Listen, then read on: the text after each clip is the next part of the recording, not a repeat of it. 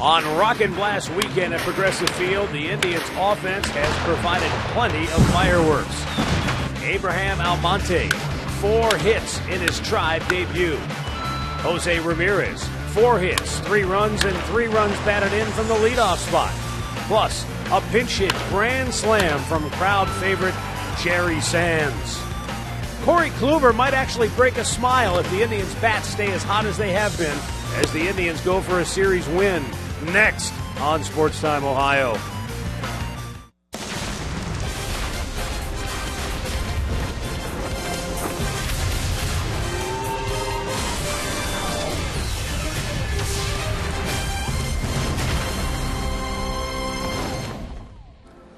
A spectacular sunny Sunday afternoon in downtown Cleveland as the Tribe tries to make it 2 out of 3 against their rivals from the Central Division, the Minnesota Twins.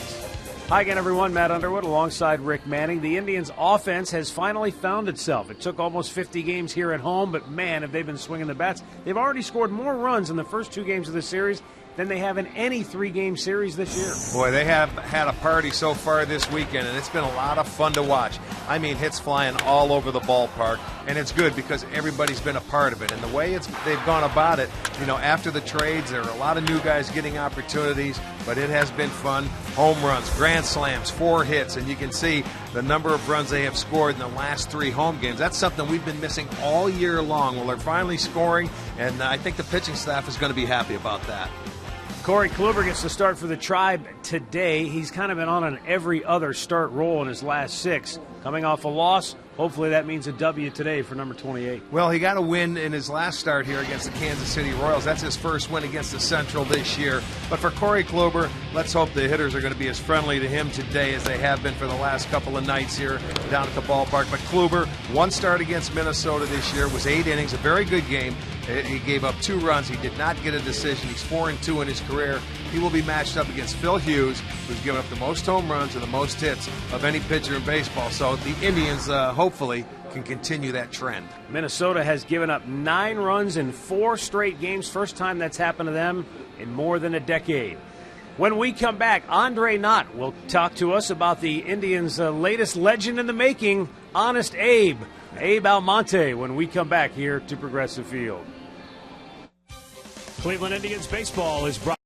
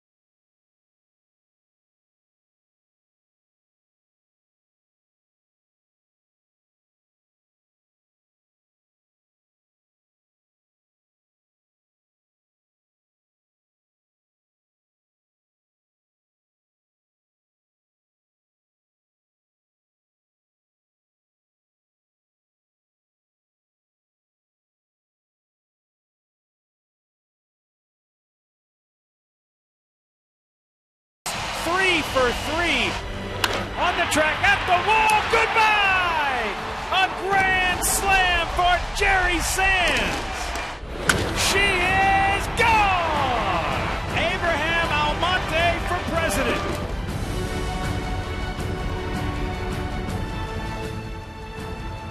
Okay, so he may not be the great emancipator, but he did liberate the Indians' offense last night. What a performance in his first game with the Tribe. Almonte with 3 extra base hits for the first time in his career. Let's go down to Andre Knott with more on the newest Cleveland Indians. Well, you want to talk about liberation. He made trips from San Diego to New York, back to California last week, then to Cleveland, and didn't play in one baseball game. Wow. He told me last night it was liberating just to get on the field and play. But when you talk to a lot of people around the team, they say 2 things stand out about him. He's got very quick hands, quick to get the bat to the ball. And Terry Francona likes how he used the middle of the field yesterday. The other thing that you find out, I talked to Sean Armstrong. He goes, look, I played in the minors versus him a lot of times. He says the one thing about him is he's more athletic than his body shows. And he knows this is an opportunity for him that he may not get another time, and he's going to take his advantage of it as much as he possibly can. It's raining seeds. Oh, my. Well, Almonte was terrific last night, and look, he hadn't played a lot. He only played in 31 games with the Padres this year, but he did more in one night last night than he did in those 30-some-odd games with San Diego. Well, I loved his approach last night. He came up here, looked for the first pitch fastball, and got after it. And when you look at, I think 3 of his 4 hits came on first pitches. He did not see very many pitches last night. He was very aggressive. As Tito said, he used the middle part of the field. So it's going to be fun to watch him swing the bat. And we'll also get a look at Chris Johnson, who was limited to a brief appearance late in last night's ball game, but he's going to start today. He'll be at first base. Came over from Atlanta in the trade the other day, so we're going to look at Johnson today as well, as this new-look Indians ball club tries to get an idea of what they have moving forward. And, hey, at 50 and 59, there's still a lot of baseball left to be played this year, too. Well, the one thing I like, the last 3 ball games in this ballpark, they played the game. It's been fun. It's been fun for the fans. A couple of nice crowds Friday and Saturday night, and they had fun, and that's something that they've needed to have all year long. And, you know, all the hits, 19 hits last night, 14 the night before. That's something that they haven't done all year long. So it's been good, and hopefully they can relax a little bit, go out there and play and have some fun. That's what it's all about. You got Kluber on the mound. Let's hope they can continue to score him some runs as well. Well, Minnesota has given up at least 9 runs in 4 straight games. Now, that streak started against Toronto, and they can put up 9 in a hurry with the best of them. But that's the first time since 2003 that a Twins ball club has given up 9 runs in 4 straight games. Well, that is a lot of runs. And, you know, they right now they're hurting. Their bullpen's hurting. They had to use a position player last night. Yeah. So let's hope they can get into that bullpen again today. Well, we'll see if Corey Kluber can get after it here and get the Indians up the bat quickly here in the first inning. The starting lineup for Paul Molitor that he will face today, brought to you by Toyota. Brian Dozier leading it off, followed by Aaron Hicks. Joe Mauer hits third. Miguel Sano is at third base batting cleanup. Trevor Plouffe will hit fifth. Eddie Rosario swinging the bat extremely well in this series and hitting sixth. Eduardo Escobar, Chris Herman, and Shane Robinson rounded out. Corey Kluber will be today's Northern Ohio Honda starting pitcher, making his 24th start of the year. Kluber 6-12 and a 3.60 ERA. He lost his last start against the Angels. They spotted him a 3-0 lead. He wasn't able to hold it. He ended up giving up 5 between the 4th and 5th inning, and had to be a disappointing start for him. But his last start in this ballpark, he was very good against Kansas City. He had the complete game. So let's hope he can come back and do something like that this afternoon. Let's check out the defense behind Kluber. It is brought to you by Jeep this afternoon. It's going to be Brantley in left, Almonte in center. Sands gets the start in right. Urshela and Lindor on the left side. It'll be Ramirez, Johnson making his first start at first base, and Gomes doing the catching. The umpires this afternoon, Kerwin Danley, the crew chief. He has the plate. Rob Drake, DJ Rayburn, Mike Everett on the bases. Our window system's game time temperature just about ideal. 80 degrees, a light breeze blowing in once again. But it doesn't look like it'll be anything drastic in nature.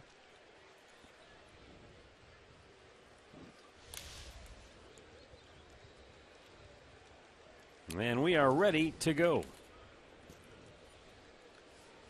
Ryan Dozier 3 for 9 in the series with a double and a home run.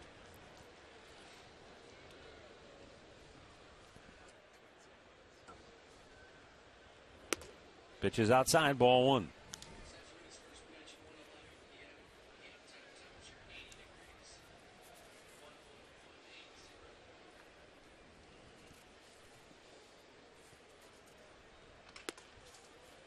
Strike to the outside corner to even the count.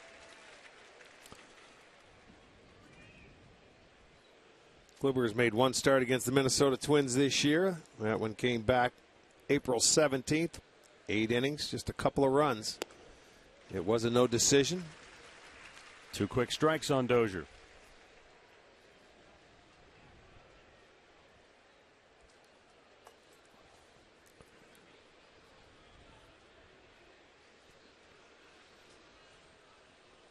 Now the 1-2. And a beautiful breaking ball over the front part of the plate. Dozier buckled by it. 1 away. And he knew it. He had to walk back. We're going to make this. How about the very first hitter of the day? We'll make it our Circle K strikeout, and that's why. It is beautiful. Called looking. Started him out fastballs away. Gets him with the slider. 177 strikeouts now for Corey Kluber.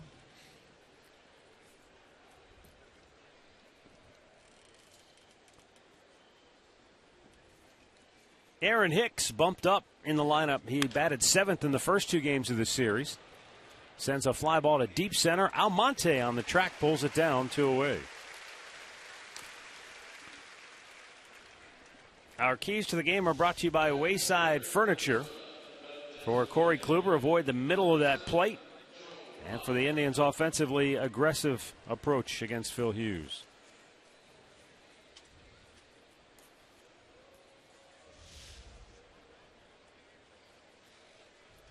Two down for Joe Mauer.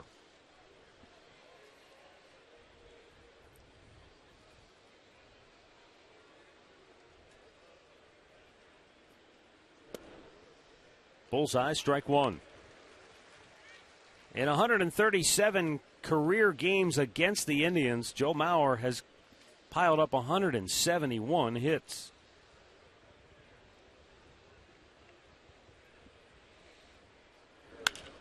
Slap foul out of play.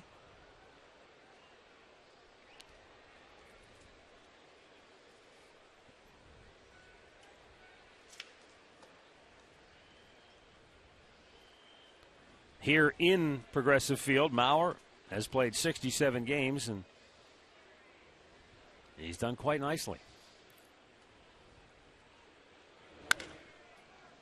Behind the bag, Johnson stays with it and beats Mauer to the bag. And on 8 pitches, Corey Kluber breezes through the first. The Indians are coming to bat when we come back.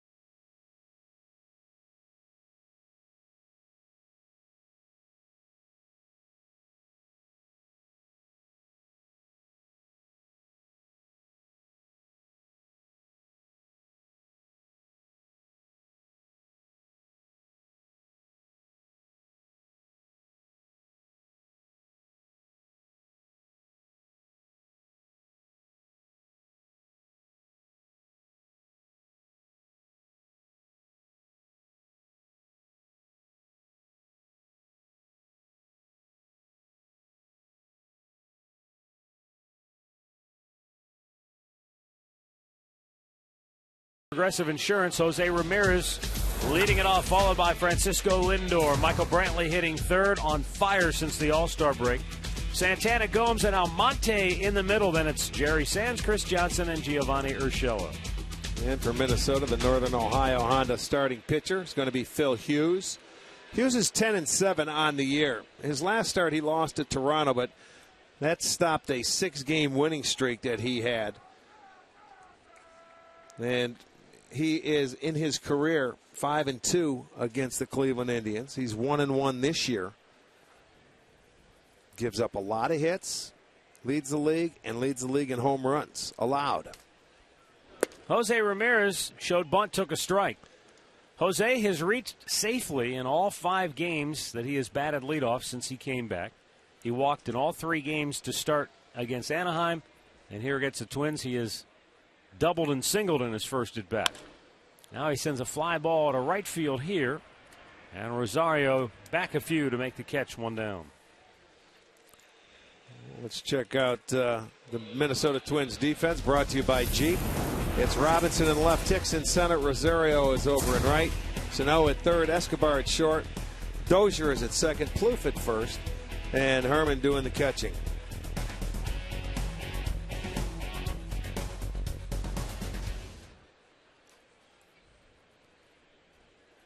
Francisco Lindor, 4 for 7 in the series. He has scored 3 runs. Last night he was the sacrifice king. A couple of sacrifice flies and a sacrifice bunt. Out of play. Well, the one thing is allows the fewest walks, Phil Hughes, per 9 innings. So you better be aggressive. That's why that key today, get aggressive off Hughes. Why not? He throws strikes. A lot of times it's fastball cutter till you get to that second and sometimes third time around. Then he'll mix in the breaking ball. Well, another pitcher I can think of in Minnesota Twins history, of recent history, in fact, who didn't walk anybody and gave up a lot of home runs was Brad Radke. Yes. And he gave up 40 back in 1996 that led the majors. Well, 19 of his 27 have been solo shots this year. Chopped off the plate, Lindor. He's going to get another hit like that. He's going to beat it out again. Second time in as many games that he's hit one off the plate for an infield single. Wow. Keep doing that. He's got that one down. So you're going to go sack or chop Lindor? Right now it's sack Mandor. That one off the plate. The other one that was towards the third base side where Plouffe couldn't get it yesterday. This one was up the middle. And with his speed, they're not going to throw you out. Up comes Michael Brantley.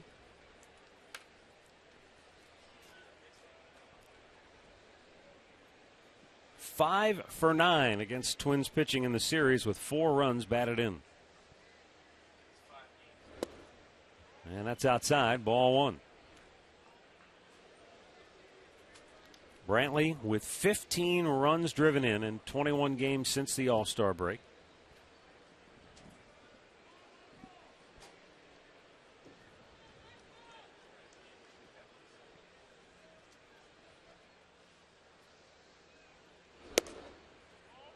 And I'm thinking, Rick, even as the count goes to 2-0 here with 32 doubles on the year, there's no real need necessarily for Lindor to steal unless he feels like he can really get a good jump on. You're right. Hughes. Not right now. You leave the hole. Brantley can hit that hole. He did it. He does it a lot. Mm-hmm. You know, unless you absolutely know you can steal a base. There's no reason to run. Hughes pretty quick to home plate.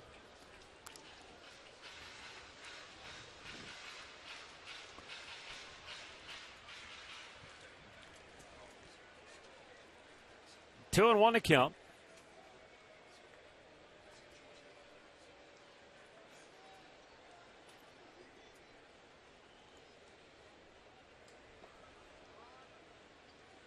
Time called.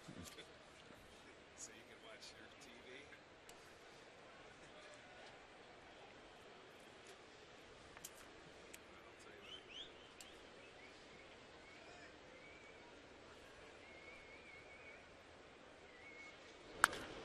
Brantley sends one pretty well hit. Deep left center field. Hicks on the run. Warning track makes a terrific catch.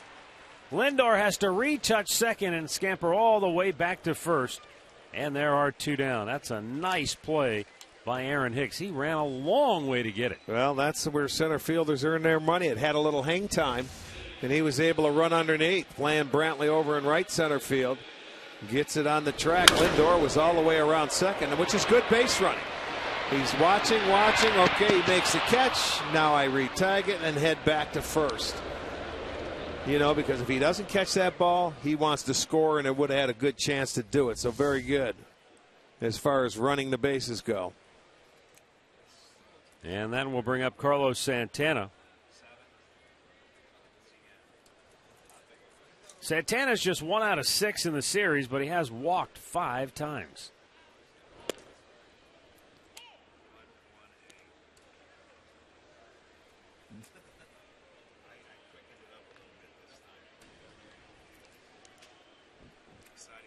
There's no real mystery in what the Twins' problem of late has been.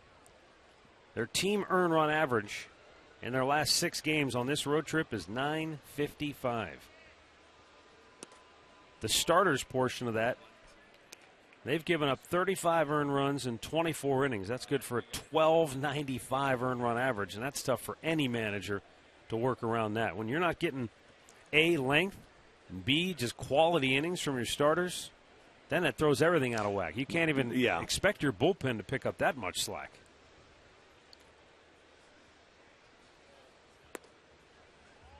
And that's why Paul Molitor is hoping that Hughes can give him some length here today, because Mike Pelfrey was knocked out after 3 2/3 in the opener. Santana went 2 1/3 for Minnesota last night. 1 on, 2 out, and a 2-1 count for Carlos Santana, who steps away. Yeah, when your starters in the first 2 games give you 6 innings, give up 20 hits, 7 extra base hits. That hurts. There's got to be a psychological impact on the position players, too. That hurts.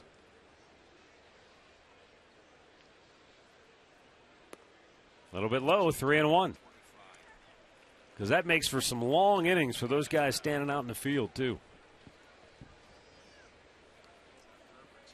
There's Irvin Santana, who was knocked out abruptly last night. Well, he's never fared well in this ballpark. Now 1-7 in his career, and that one win was a no-hitter. The 3-1. Santana drills it. Deep right field. Rosario back. It's over his head. Hits off the top of the wall. Caroms by him. Lindor will score. Santana stops at second with a 2-out RBI double. He just missed hitting one out of here. And the Indians will play from in front. They lead it 1-0. They do it again in the first inning. Come right back, a 2-out base hit, something they've done very well. This will be our McDonald's. I'm loving it. Every time you get a 2-out base hit, you have to love it. Now everybody else can relax a little bit and get after it like they did last night. For Santana, his 20th double, his 50th RBI.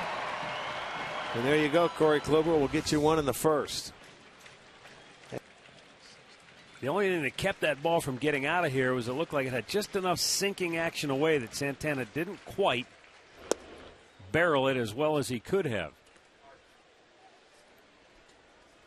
Had that been just a straight fastball, that probably would have been 25 rows deep.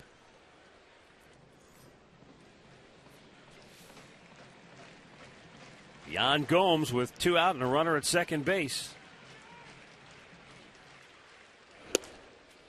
Only 2 hits in the series, but 5 runs driven in for Gomes. Indians in this series with 2 outs, hitting .407. Well, and their scoring position numbers are just terrific. Boy, a totally different ball club and attitude when you get a couple of hits early.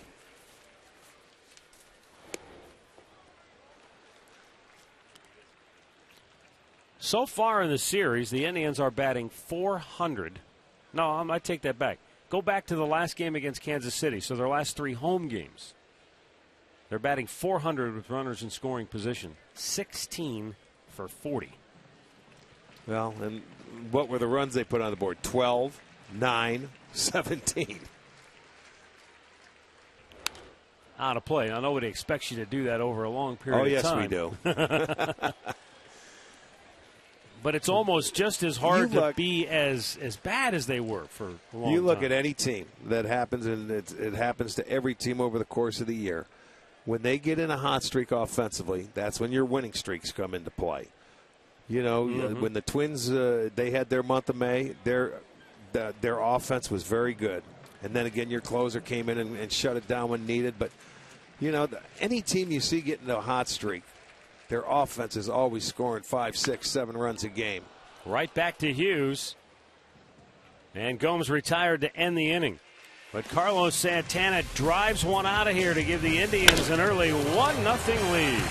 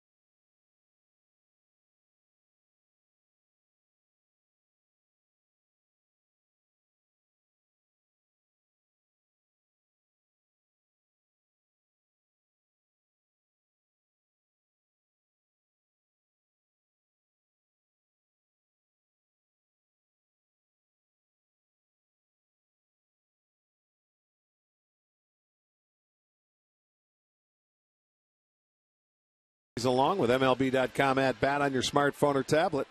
Stay connected with live radio broadcasts, stats, breaking news, and more. You can download MLB.com at bat, the #1 app for live baseball.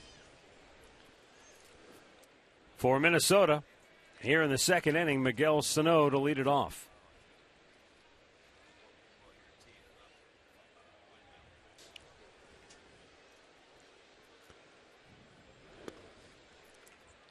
Kluber with a first pitch strike.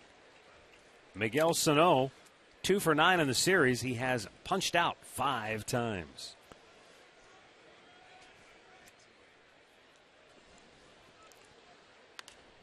Out of play to the right. 0-2 the count. Hey, congratulations to the Cleveland Baseball Federation RBI program girls softball team. They are the World Series champions. How about that? Congratulations. From Houston last night or this morning? They won this morning, right? They won this morning, 3-0. First World Series title for Cleveland Baseball Federation Club. And, of course, the Reviving Baseball and Intercity program has done a lot of great work over the years, but this is certainly a huge accomplishment. It is. Cleveland Indians Charities, a lot to do with that, and it's a lot of fun, boy. So, great. 3-0 win.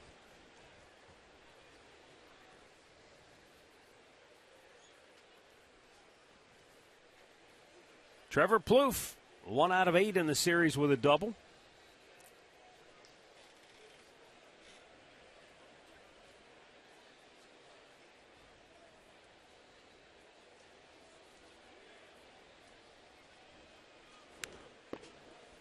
A lot of the funding for the RBI program here in Cleveland comes from Cleveland Indians Charities. I know that you're a big part of that. I mean, just in general, you're happy to be able to contribute and help that organization thrive. But when you get something like this, yeah, you know what? It's nice when they have success. You go out there, you play your hearts out, and you can bring it home. It's and it's the first time it's ever happened, so it'll be something very special. John Carter, we all know him, a big part of that too, with the Cleveland Baseball Federation, and they'll be partying when they get home.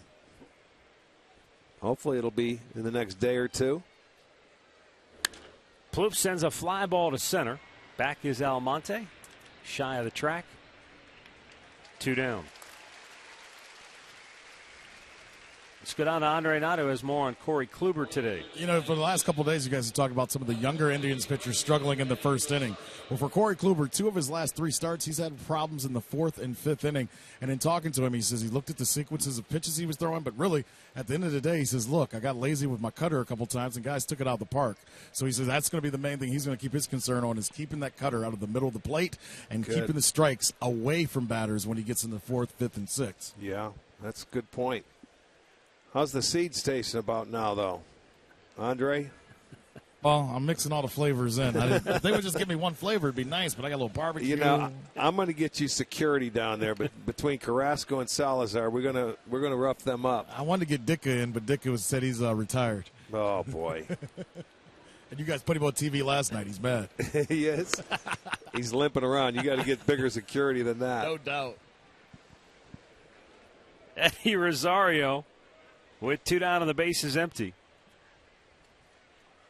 4 out of 9 in the series with 2 triples and a home run.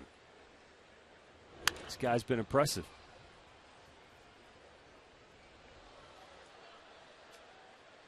But again, it's worth repeating that with young players, you know, there are ups and downs. There are things you just can't predict. We've seen it countless times with the Indians and for Minnesota, you know, with Vargas and with Arcia, guys that, you know, they thought were going to be big parts of this club. They're both in the minor leagues and scuffling, but then you get a Rosario come up. He's done a nice job. Miguel Sano. You know, some of these kids, they don't like to bring them up early. A lot of organizations or start the clock on them.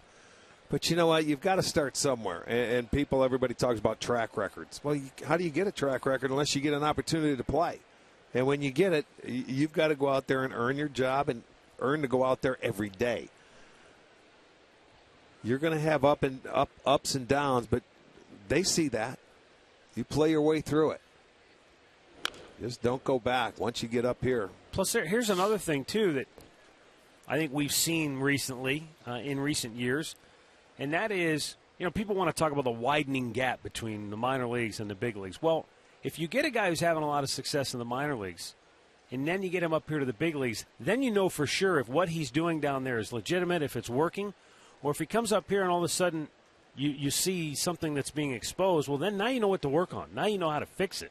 Yeah, well, I like it this way. Well, we'll talk about it next inning as Kluber gets his second strikeout. He goes through the Twins quickly, 1-2-3 here in the second.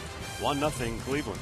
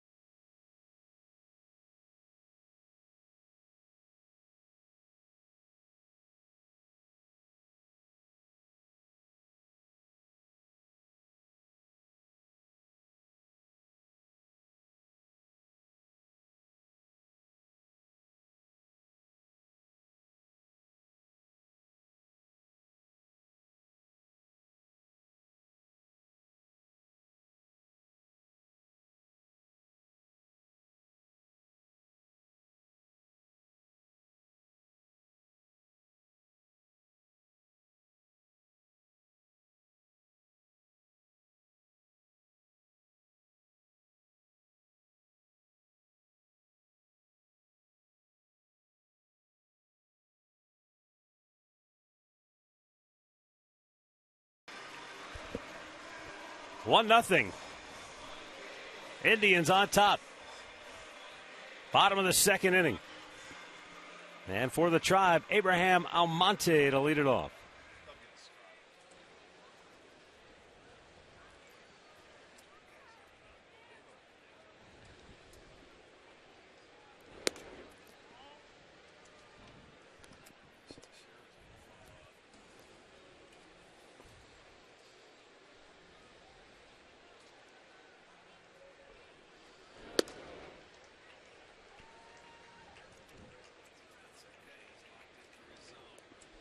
Two balls, no strikes.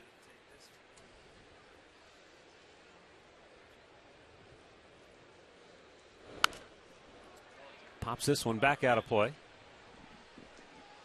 And the count 2-1.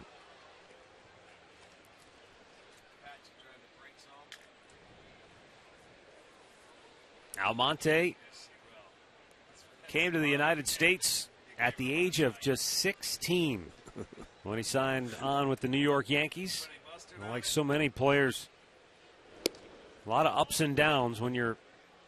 Imagine being a teenager and being sent somewhere where you don't know the language, trying to adjust to a completely different culture, lifestyle. Yeah, not an easy thing to do. And you're expected to produce and perform. Bounces it to first, and Plouffe just does beat him to the bag. One away. It's a good thing Plouffe got there. Our great clip of the game from last night. Jerry Sands with a pinch hit grand slam. First one of those in almost a decade here for the Tribe. Travis Hafner, the last one to do it, back in 06.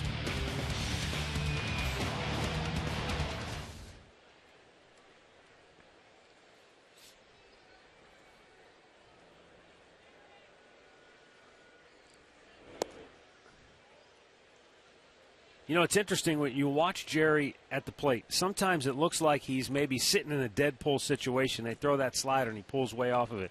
Then you look at last night. That pitch was middle in, and he stayed on it and hammered it the other way, much like that one in that approach. That's pretty much his swing path, is trying to take it inside the ball and go the other way. You know, a lot of times maybe when you're not in rhythm or you're not playing, you see he's off the plate. So he's got to wait on the ball a long time and let it track down deep into the zone, and then he can take it that way. That was a great swing.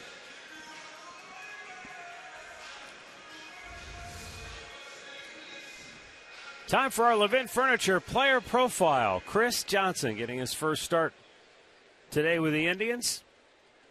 Fourth round pick of the Astros back in 06. His dad, Ron Johnson, was a coach for Terry Francona in Boston. Chris told me before the ball game today that his dad is still manages in the Baltimore Orioles system at AAA. His dad, kind of a no-nonsense, old-school approach, but he said, you know, he never asks me about numbers or looks at numbers. His whole thing is, do you play the game the right way? Do you play hard? Do you show up with intensity? Bingo. Keep There's it simple. a long fly ball, fairly deep left. Robinson back on the track, leaps up, can't make the play. On his way to third is Sands, into second base with a double is Chris Johnson. Well, he turned on that ball, and well, it's right. He had a pinch hit appearance last night, but his first at bat as a starter doubles off the left field wall. Take a look at the pitch and see what it was. It looked like a little fastball coming in there and turned it around. Robinson goes over. He couldn't get there in time, runs into the wall, so it'll be a double for Johnson. Now a chance for Urshela. Well, if Robinson wasn't awake before that, he is now. Looked like a dart going into the dartboard, didn't he? He sure did. Wow. So the infield in for Giovanni Urshela. And he fouls one back. They are with that aggressive approach you talked about. That's okay. He pretty much, with this guy, it's fastball cutter. I haven't seen him start anybody out yet with the breaking ball for strike one. So cut the plate in half and look for it.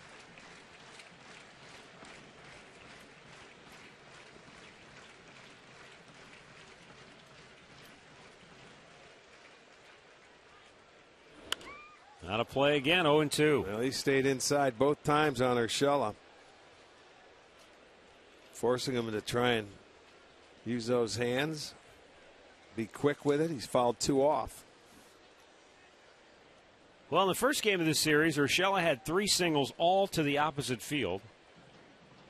Last night, both of his hits were up the middle and 1 to left. Yeah, and I bet most of those pitches were away, so that's why here with runners in scoring position, Hughes is staying in on him. Now he gives him a little cutter away, or a breaking ball away, and he tried to get him to reach for it. Maybe not far enough away, or upstairs. That's what it was. You got to get that curveball down if you're Hughes. Yeah, those are the ones you feel like he got away with one if he's on the mound. Yeah, because of the first 2 pitches inside.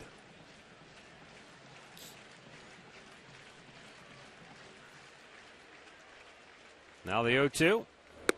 Strike 3 called. Painted a fastball away, and there are 2 down here in the second. Well, he wasn't going to make a mistake with this one. He came right with the fastball, had a little movement coming back, and dots the outside corner.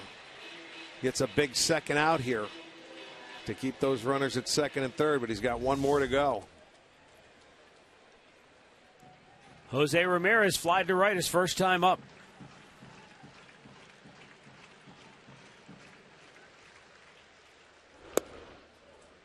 He takes ball 1.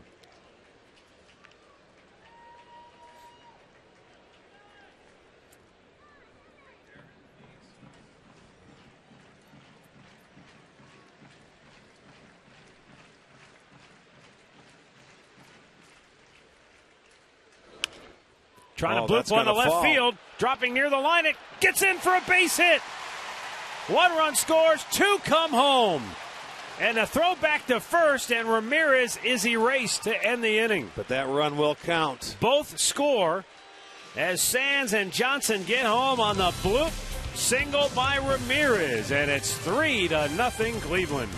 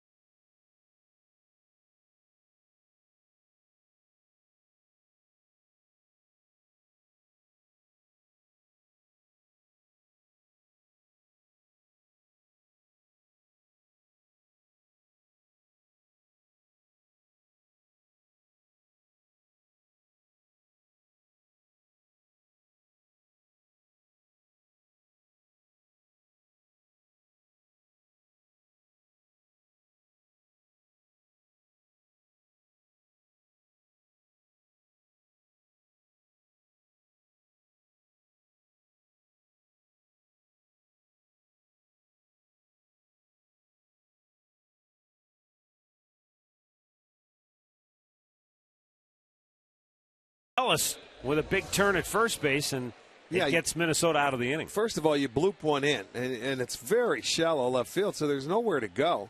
Sano cuts it and throws behind him. You know, take your single. You've got the 2 RBIs. He's not going anywhere.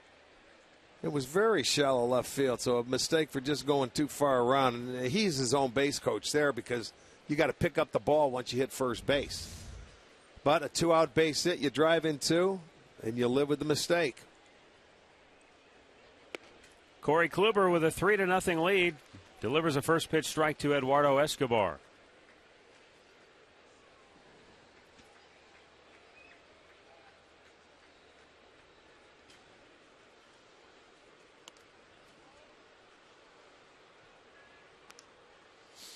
Second straight start. The offense has given Kluber a 3-0 lead early.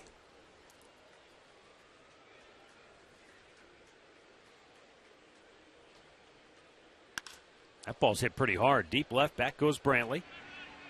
Onto the warning track. Makes the catch. One away. Don't forget to come on down to the ballpark and catch a game at the new district. It's open to all fans. $13 district tickets presented by Sports Time Ohio. Go quickly, so get yours today. They're only available at Indians.com/district ticket.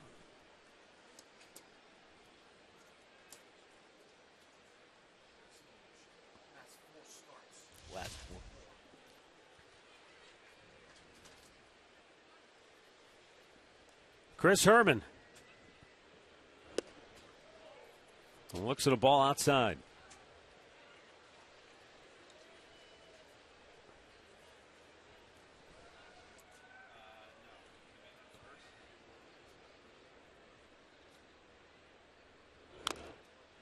Oh man, he fouled that one off of his leg, and he's going to need a minute to recover.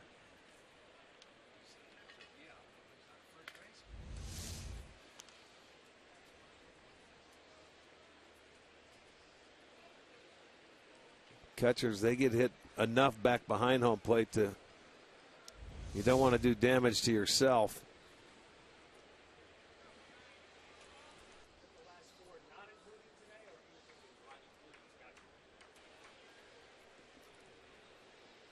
He's ready to go now.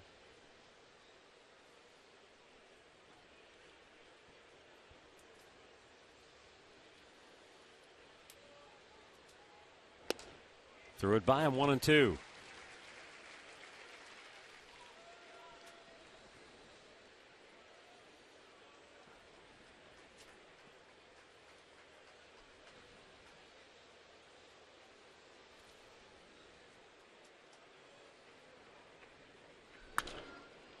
Off the end of the bat, foul ground, and Urshela can't get to it. 1 ball, 2 strikes. 1 out here in the third. Well, with 3 on the board early, Corey Kluber has seen better offensive support of late. That last start here at home, they scored 12 runs for him against the Royals. 2 starts prior to that, down in Cincinnati, they got him 9 runs. Strike 3 called. Third strikeout for Kluber, 2 down here in the third inning.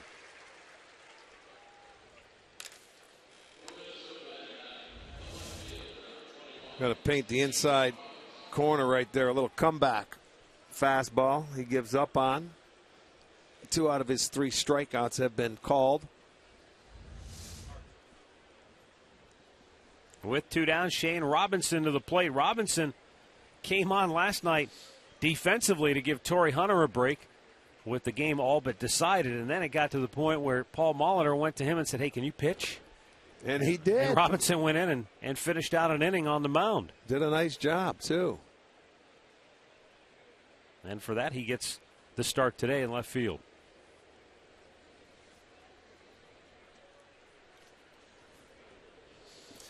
Came in with the bases loaded. And only allowed the 2 runs. He walked the first guy. Broke his bat here. And Ramirez out to grab it.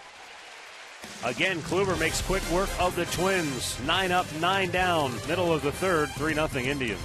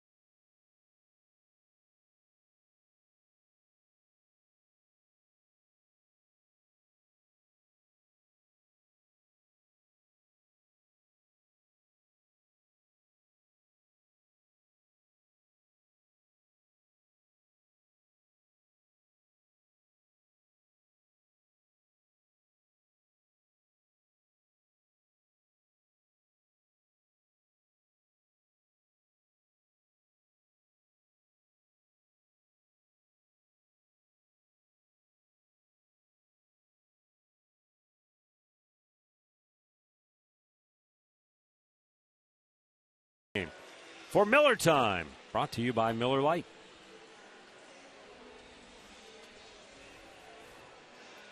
Three 0 the Indians out to the early lead. Francisco Lindor, Michael Brantley, and Carlos Santana coming up here for Cleveland.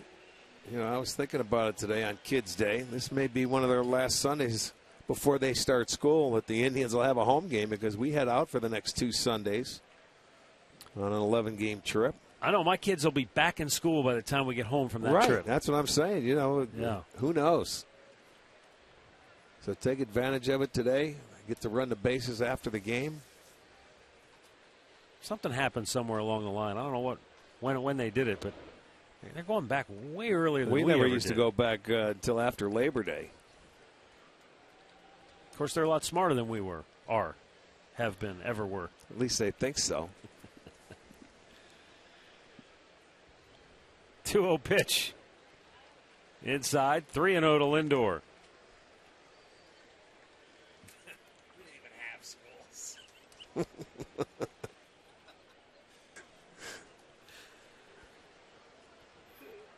There's a 3-0 pitch to Lindor. In there for a strike. How was that one-room schoolhouse that you used to go to?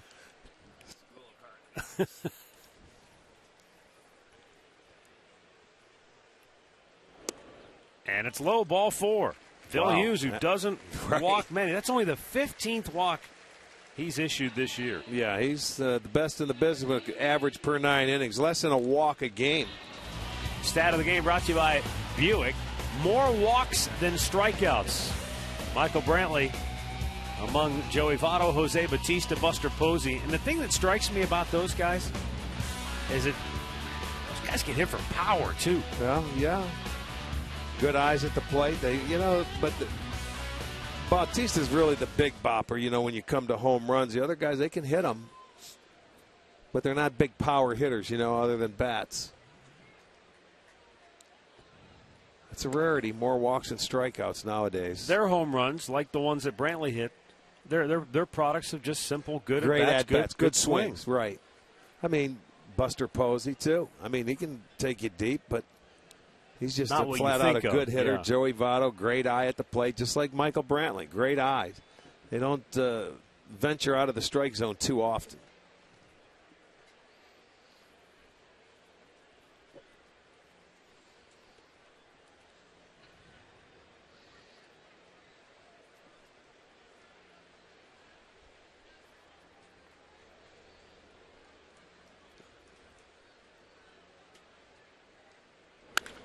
Brantley smacks this one at deep right field. That's going to get down. One hops off the fence. Lindor flying into third base. He'll stop there as Brantley has double number 33 on the year. Yeah, the league leader in that department. That's third double today for the Indians. And I'll tell you one thing, they're swinging the bats again. Already 6 hits in this ball game, and he stayed back nicely and ropes a double. Line drive. Lindor now second and third. Nobody out. And again, Minnesota's going to have to try and bring that infield. Where they're going to play halfway. Brantley now 2 doubles ahead of Jason Kipnis in that category. And he's also sneaking up there in batting average, too. Don't look now. Michael's hitting .310. Well, he can get on fire, as we well know. He began the day 6th in the league in average. Well, they move their infielders back with nobody out, and I don't blame them. There's Jason Kipnis. Swung out and missed by Santana. Let's go down to Andre, who are more on Phil Hughes, who's been prone to give up the long ball. Yes, he's coming off multiple games where he's given up multiple home runs. Last year, he gave up a 0.69 per 9. Right now, he's at 1.72. All comes down to his cutter. He says he's not cutting the lefties, and when he doesn't cut the lefties, it goes out of the ballpark. Arch, after our last trip, I didn't think you talked about school anymore. I don't. There's old school, there's new school, and then there's art school. Yeah, no school. Yeah, you're learning well, Andre.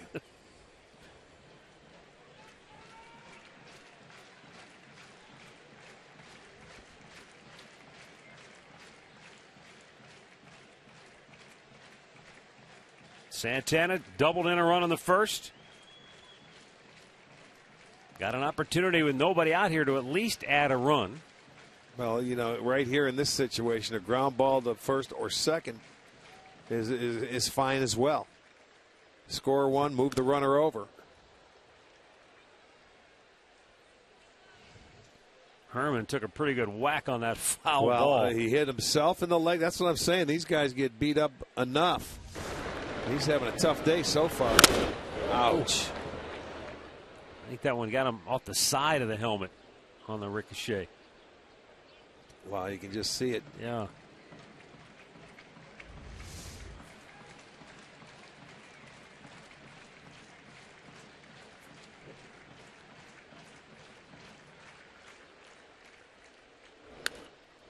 Popped up foul, back out of play.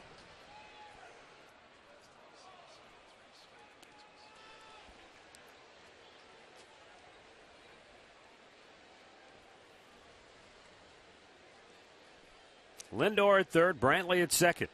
Nobody out here in the third. Indians trying to put runs on the board for the third straight inning to start this contest.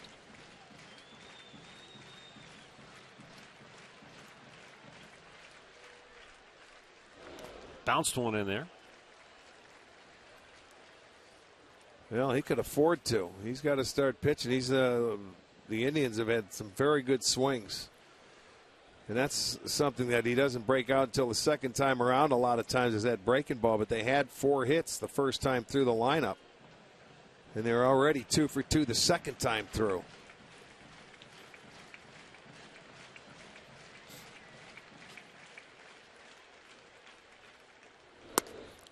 Upstairs, 2-2.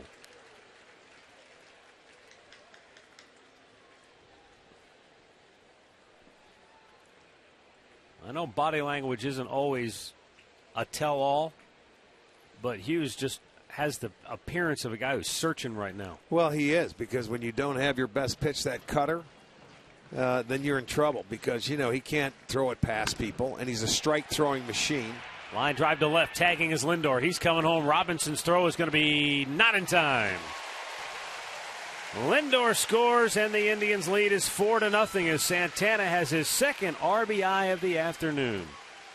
Another sacrifice fly. That's the 40th for the Indians on the year. They are second in the league in that department. But, you know, you get to that guy, as you'll see, he comes in and scores easily. Throw is offline. With Phil Hughes, if you don't have anybody to take him off the fastball, you know, his curveball is, you know, another pitch, but that cutter is where he lived with left-handers. And if it doesn't break, like Andre said, it leaves the ballpark because it stays right there in the middle, inside part of the plate. That's where he has to throw it. Yan Gomes shoots one. Left center. That's in the gap. That'll get down. Coming around third.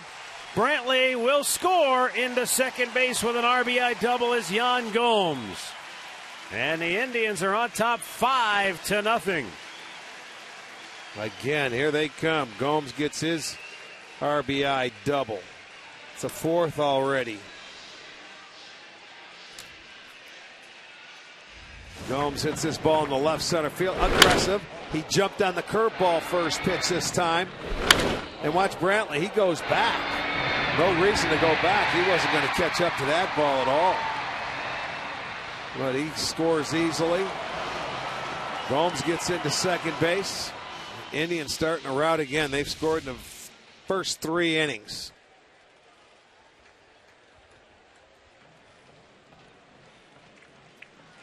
Abraham Almonte. He whacks one to deep center field. Hicks is back. He's out of room. It's out of here. Almonte continues to tear it up. A 2-run homer, a 4-run third.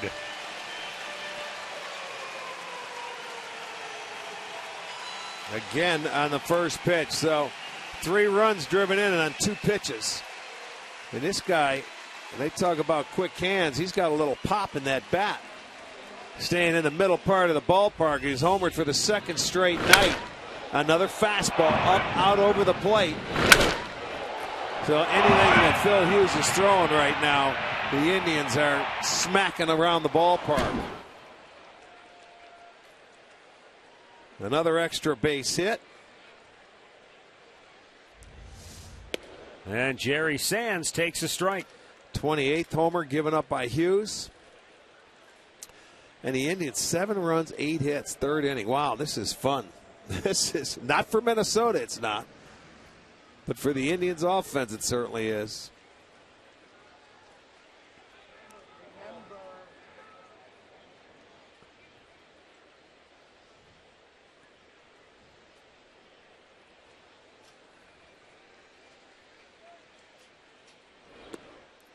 Well, what was that stretch we went through? It was 16 runs in 7 games? Yeah, we had 16 runs. We scored more last night than we did on that 7-game trip going out to Oakland and L.A. Yeah. This beats the heck out of that. No doubt.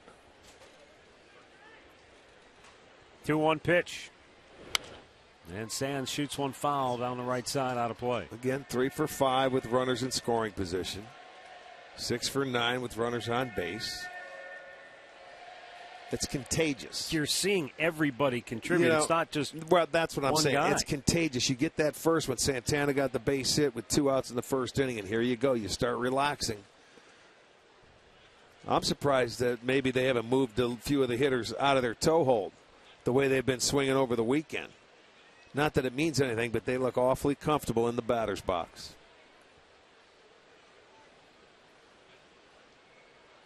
Now the 3-2. Swung on and missed. He strikes out Sands. 2 down here in the inning. Time for a Mazda game break. Here's Al Pawlowski.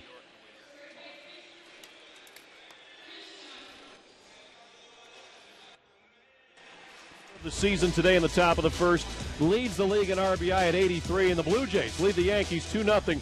They're in the 4th inning in New York. Guys? That highlight clip was produced by Jim Murphy.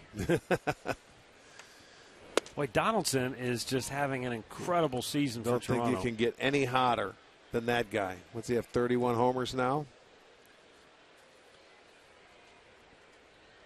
And look out, because the Twins are charging hard. And so is Chris Johnson. He got a base hit to right field. He's 2 for 2. You meant the Jays. You said the Twins. Did I say? Yeah. Yeah. Whatever. Yeah, you said. they are. And I'll tell you, they usually go into Yankee Stadium and they can't win. They're going for the sweep today. Yeah, Donaldson has 31 home runs. Bautista 26. That's right? a Did nice they say swing. he hit 1 too? Yeah. Donaldson leads the league with 83 ribbies. Johnson with 2 hits today, pulled the first one and went to right field with the with that pitch there. Boy, when you're Paul Molitor, what do you do with that bullpen? This starter may have to wear it for a while today because they certainly are hurting coming out of that pen. Yeah, he saved 4 guys from last night, but none of those guys are what you would consider long men. Right.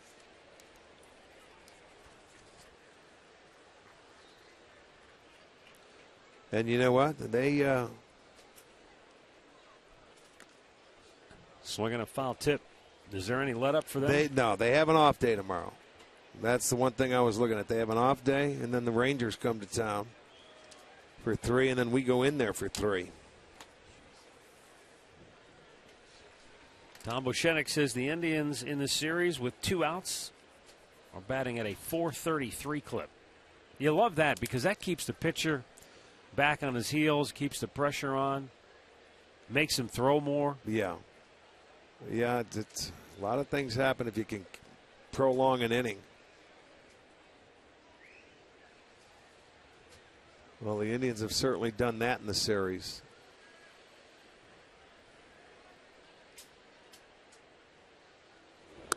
Up and in. That's what I'm talking about right there. That comfort zone, you got to move them out of their toe hold so they don't feel so comfortable. That was on an 0-2 pitch.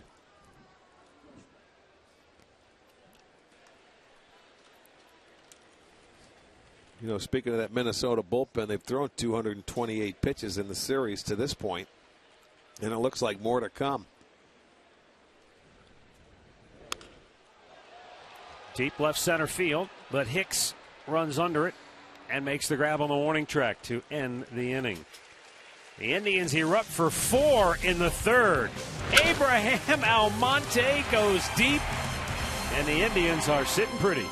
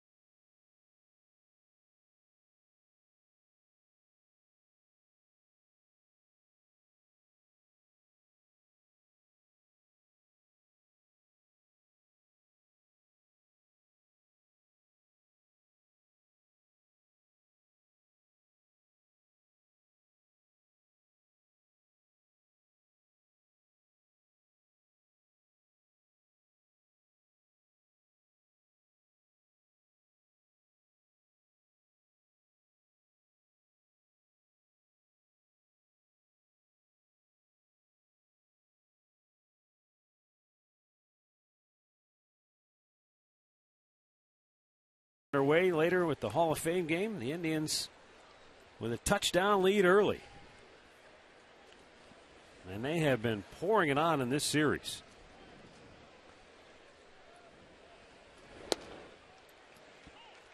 Dozier out on strikes his first time up, takes a called strike.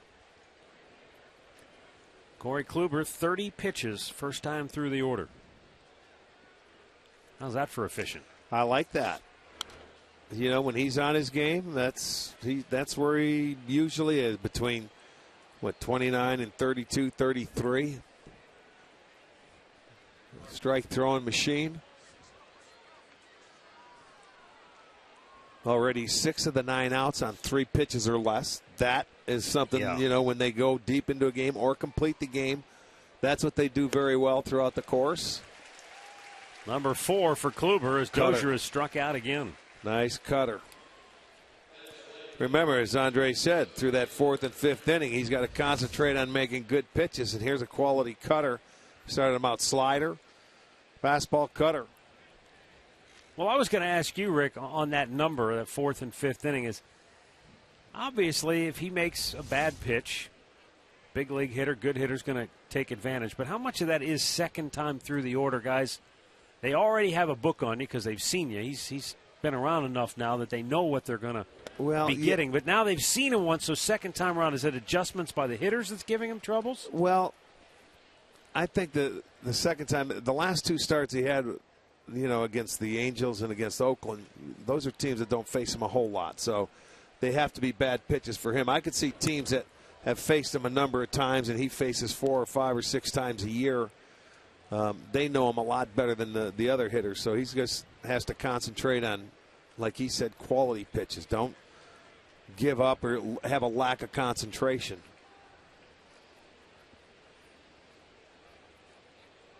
Now the 1-1 pitch. A little bit off the plate. Because we say it every time you see him pitch, he has a number of different ways to put you away. There's that little 2-seam fastball. He's got a cutter. He has a slider. He's got a good 4-seam fastball. And to left-handers, he's got a good changeup. And he can throw any of those pitches for strikes at any time.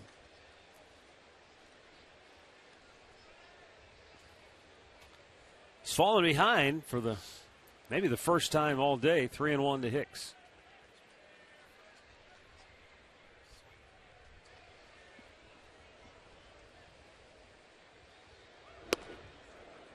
A little bit low, ball 4.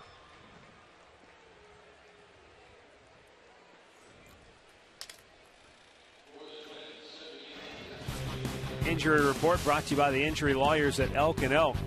Steven Strasburg came back and was dazzling last night for the Nationals. But the Giants lose Mike Leake after they acquired him from Cincinnati. Boy, oh boy. I see where Fernandez had the right shoulder issues.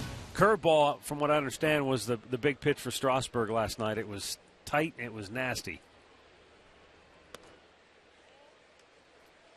I guess the question is, he coming back off the DL, is that because, the arm's rested and it's ready to go? Probably. I mean, if he can continue with that, then... Well, I'm sure the Washington, they want to see him continue with that.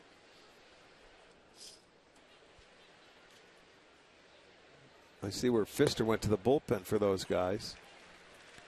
Washington began the day a game and a half back of the Mets in the East.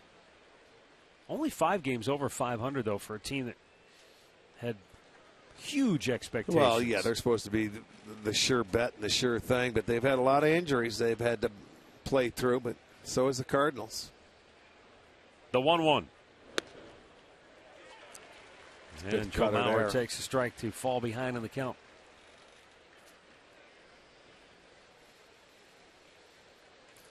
Mauer is one of those guys like Michael Brantley. They don't care. They're not afraid to hit with 2 strikes. He has that good of an eye, and he knows he can put the ball in play.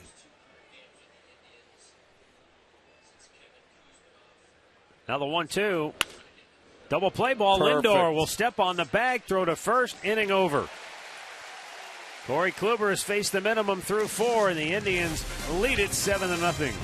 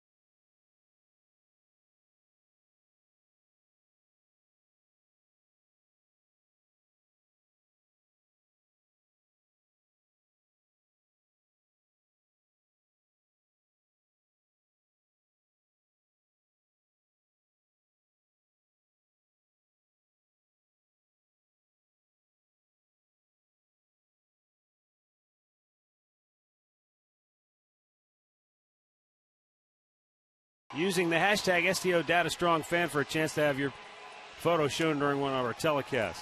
Minnesota's already into the bullpen. 4th inning. Brian Dunsing takes over. So in the 3 games in the series, Minnesota starters went 3 2/3, 2 1/3, and 3 innings. Yeah. They have struggled. They've given up a lot of hits, a lot of runs, a lot of extra base hits. Now Dunsing had only made Hughes had only made 63 pitches, and I'm a little surprised only because I'm sure Paul Molitor wanted to get some length from him today, but he must have figured he wasn't fooling anybody. No, so he wasn't effective. And they have an off day tomorrow, like we said, so he's going to go out there and let his bullpen get a lot of work. Well, Brian Dunsing on to face the top of the order here in the 4th for Cleveland. Indians lineup going around for the 3rd time already here today.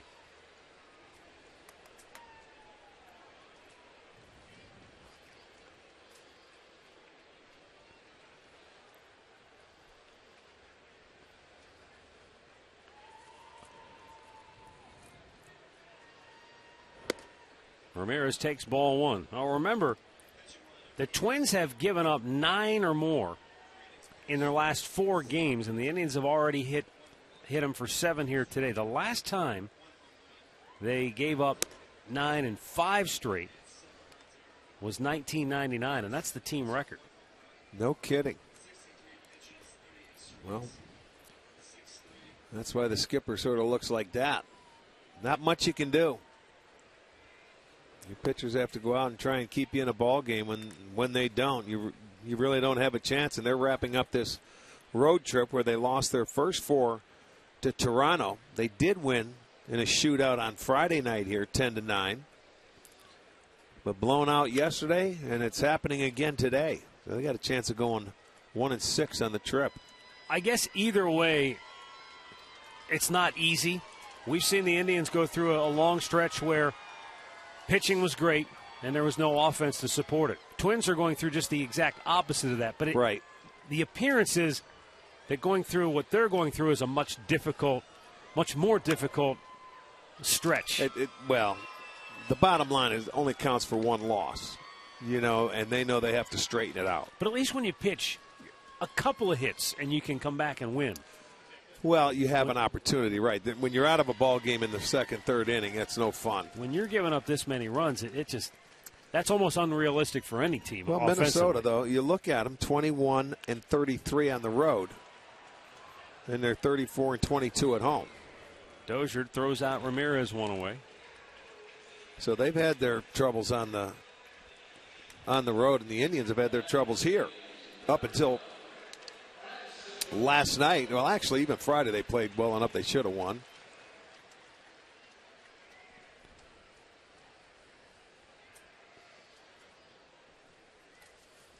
Francisco Lindor singled and scored in the first, walked and scored in the third. So 5 runs scored in the series already for Lindor.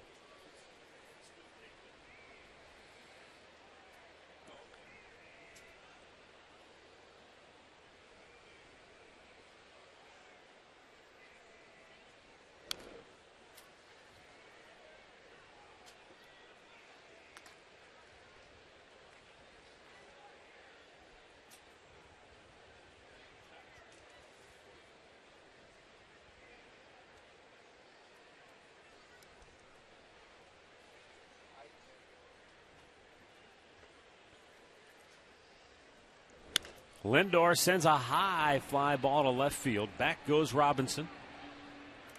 And on the track pulls it down 2 away. Well, Sugardale Dollar Dogs are back again Thursday night when the Tribe will wrap up this homestand against the New York Yankees. And come on out and get the best hot dogs voted in baseball. Come on out. Get Indians.com for your tickets. And Michael Brantley will bat with 2 down and the bases empty here. Brantley doubled and scored in the third.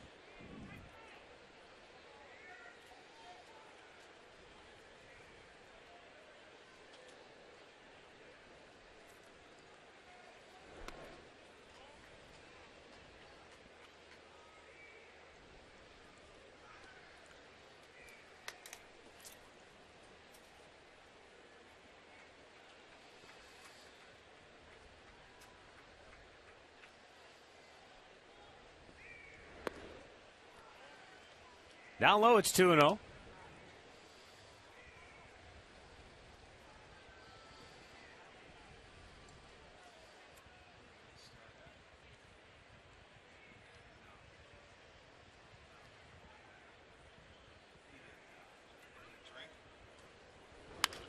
Not a play to the left.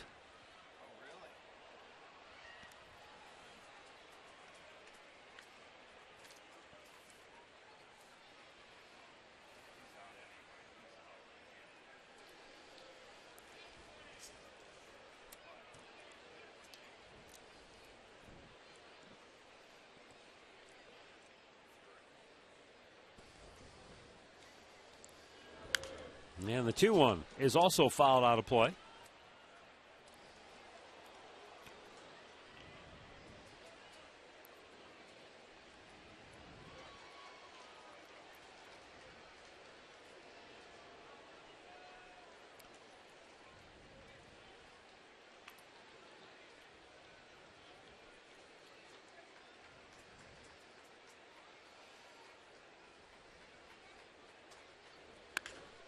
Smacks that into center field. His second hit of the game. He's getting hot. And the 10th hit of the afternoon for Cleveland.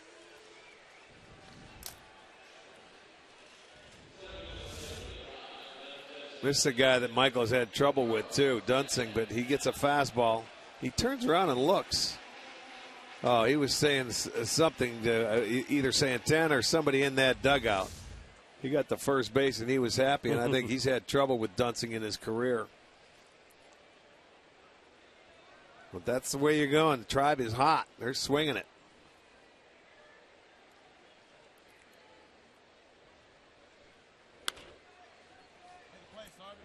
Just a side note, Rick, to that home run that Jose Bautista hit today for Toronto and New York. Yankees fan caught it in the outfield bleachers, threw it back, hit Brett Gardner in the middle of the back. Oh, you're kidding. Yankees outfielder. He appeared to be okay and stayed in the game, but you wonder how that doesn't happen more often. Well, as often as you see home run balls. I mean, you know what? It started at one ballpark, and now everybody tries to do it. Started at Wrigley, didn't it? Yeah, absolutely. But you're right. You got to be careful where you're launching it.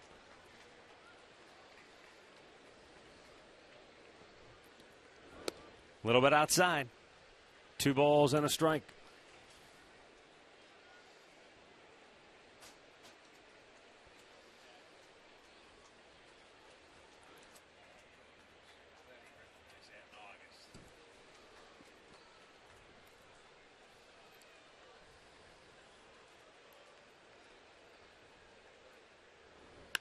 Santana, hard ground ball to short. Escobar goes to second for the inning-ending force. 4 complete from Progressive Field. Indians 7, Twins nothing.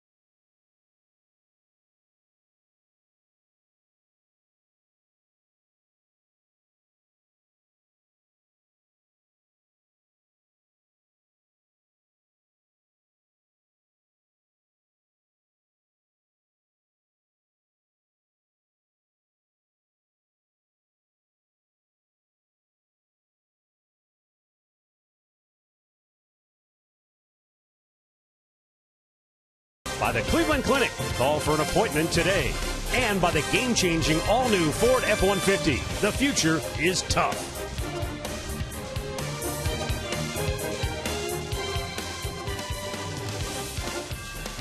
We roll on to the 5th inning with the Indians in front 7-0. And Miguel Sano will lead it off for the Twins. Sano flied to right in the second.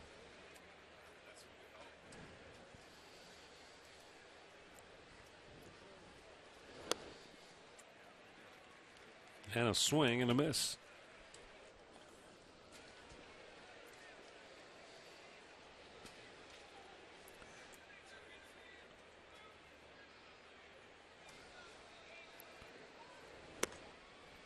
Boy, good pitch on the outside part of the plate. Might have been just off the dish. Yeah, the teaser. But, you know, these guys, they're going to get aggressive now. They're down 7-0. Kluber's around the plate.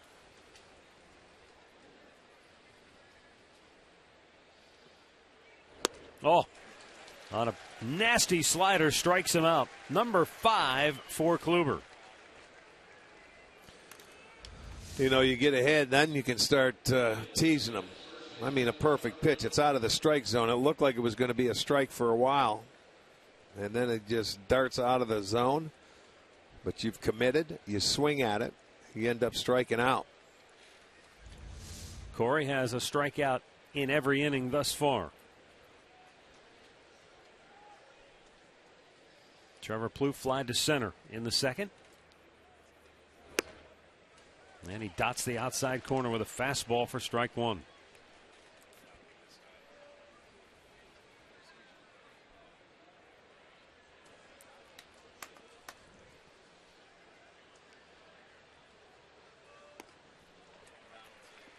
And then the cutter off the plate, and Trevor Plouffe looking back to the umpire. He wants some help.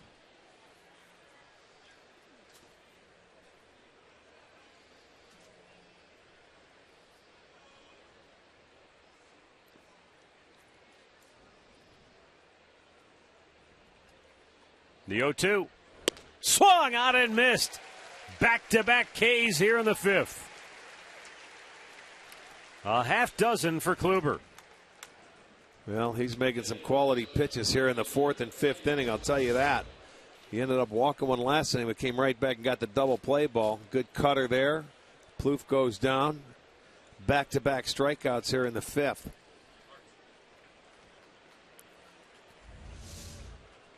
Kluber's thrown 9 straight strikes.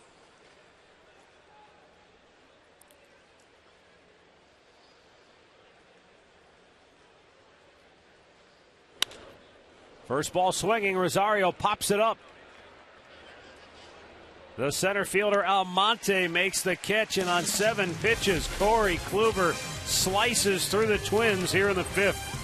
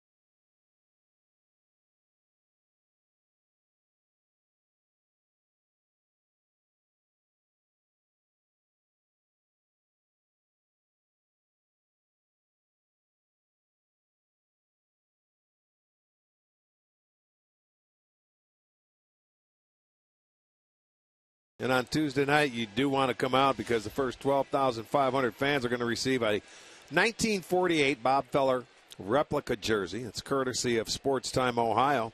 Bob Feller, the all-time best Indian ever. Come on out and get that jersey. Visit Indians.com for your tickets.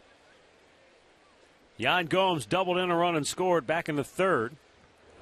Leads off the fifth, takes a strike from left-hander Brian Dunsing. In his second inning of relief work.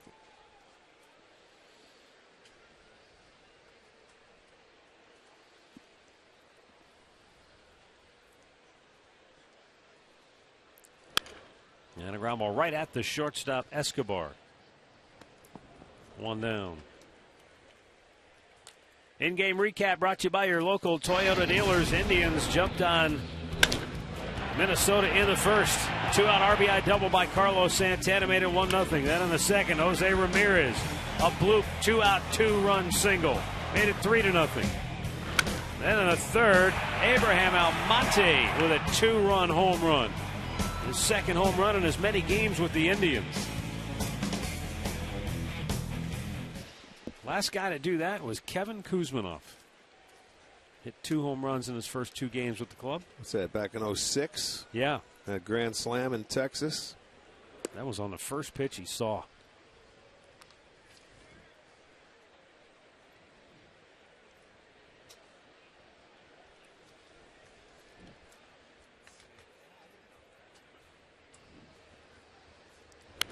Fouled right back.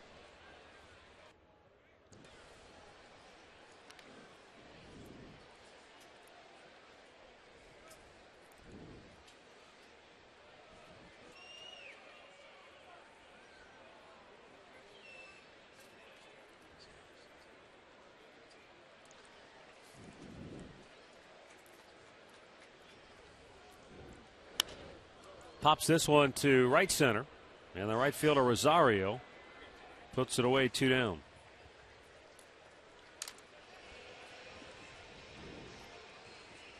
Off day tomorrow, and then the New York Yankees make their first and only visit to Progressive Field this year. Tuesday night, Carlos Carrasco will go for the Tribe, and our coverage begins at 6:30 with Indians Live, followed to the first pitch at 7 right here on Sports Time Ohio.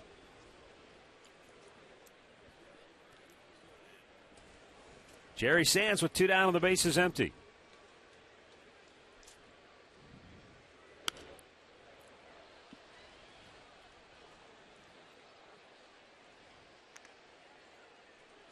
Eric Hosmer had an RBI double in the first.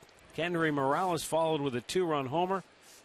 All off Jose Quintana of the White Sox, and the Royals are out to a 3-0 first inning lead against Chicago. Boy, how about the signing of Morales? What a sign he was for Kansas City, huh? He has 80 RBIs now. Shattered bat, line drive caught by Sano, and the inning is over. Tribe goes in order for the first time today.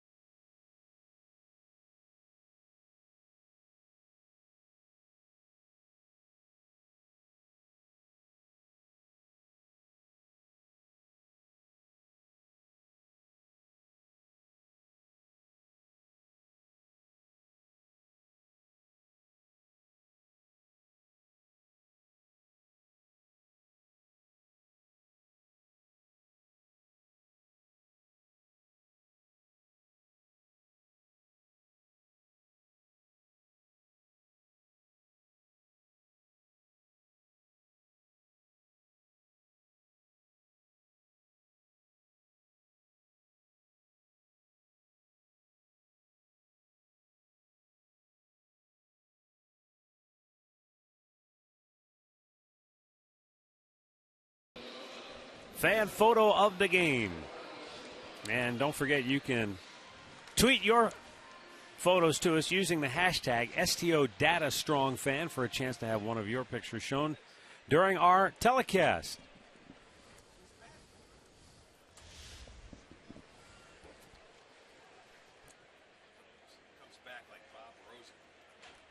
Corey Kluber goes to work here in the 6th against the bottom third of the Minnesota lineup. Eduardo Escobar, Chris Herman, and Shane Robinson. Kluber has struck out 6, He has walked 1.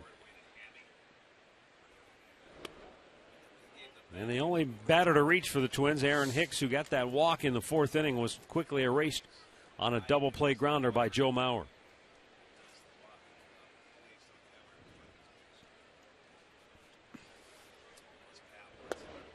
Fastball strike to the outside edge. And it's 1-1.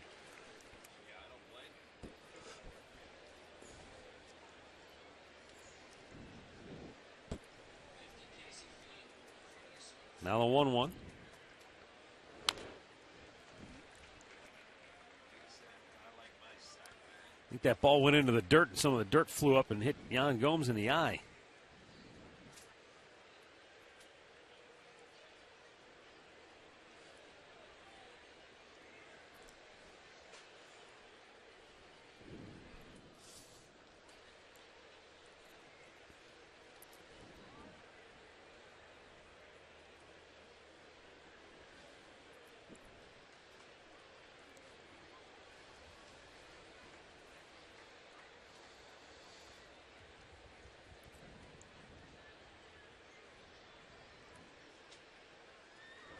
Missed outside, and it's 2-2.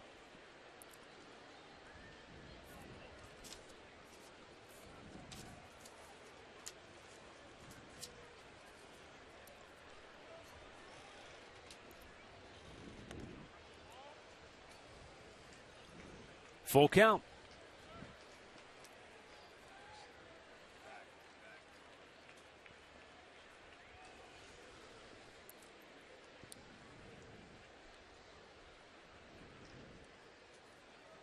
Payoff pitch. Swung on and missed. Kluber has struck out 7 Minnesota Twins.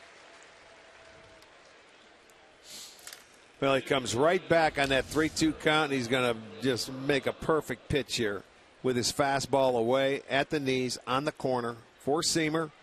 Beautiful.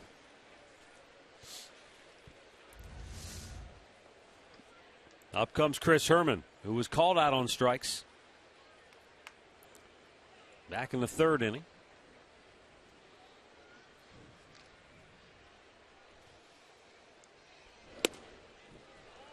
Corey's already had 3 streaks today in which he's thrown 10 or more consecutive strikes. That's how locked in he is. He's locked in today. I mean,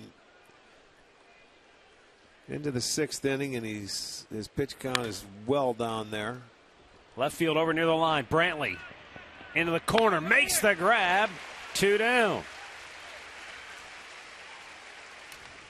Our AT&T U-verse rewind. Take a look at the strikeouts from Kluber today. Well, he locked him up from the very first batter of the game. He's had a great cutter and a great slider tonight, and he's moving that fastball around, and he's told Andre he was going to concentrate on not making any mistakes or pitches. He's been true to his word today, boy. He's been electric with everything he's had. And with 2 down here in the 6th inning, Shane Robinson, the batter, popped up on the infield his only time up. Takes ball 1. It's a little bit high.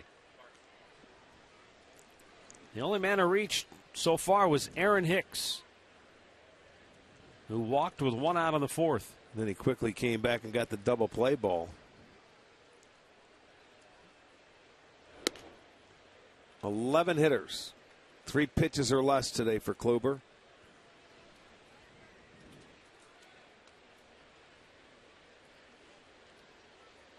And he still has 7 strikeouts. He had the 2 strikeouts in the 5th came on 3 pitches. Both of them. I mean, that was just, here it is. He was looking fastball. He got fastball. He just reared back and pumped it by him at 94 miles an hour. There you go. Nothing more than a 12-pitch inning to this point. An 8, a 7 mixed in there. He had, what, 3 8s a couple of starts ago. 2-1 pitch. Popped him up on the infield. It was 3 8s and 2 17s. Yeah, that's right. He had the full house. 1, 2, 3 go the Twins. Corey Kluber working on something special here this afternoon.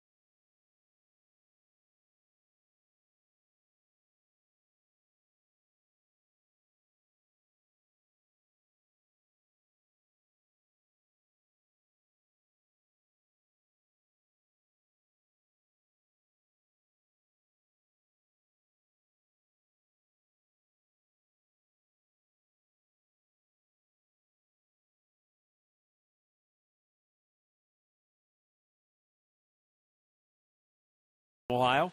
PGA Pro Jimmy Handlin will wrap up the action from Firestone at the Bridgestone Invitational.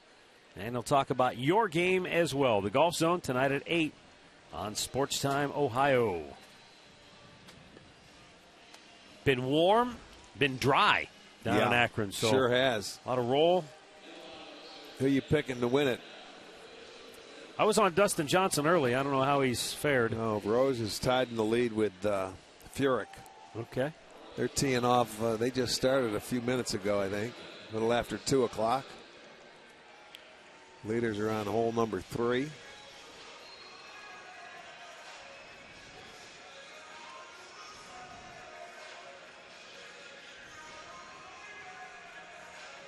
Jordan Spieth currently 2 under, tied for 14th.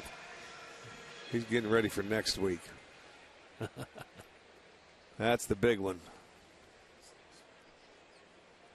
Yeah, Rose and Furyk both at 9, Lowry at 7. Jason Day at 5 under. Isn't that your guy, Q? That's his pick for the PGA, right? Yes, Wasn't it yes, Jason it Day? was. Yep.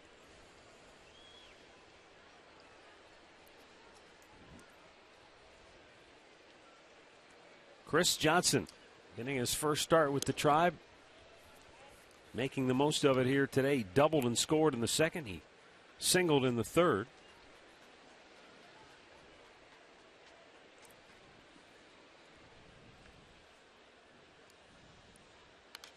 Back out of play.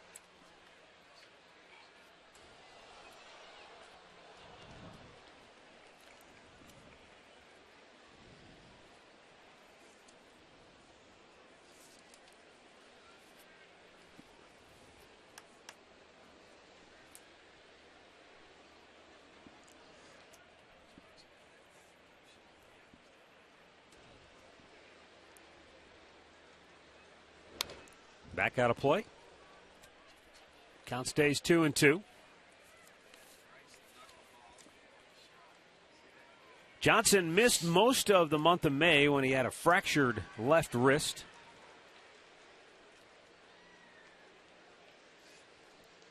Which is why he's only had 56 games under his belt.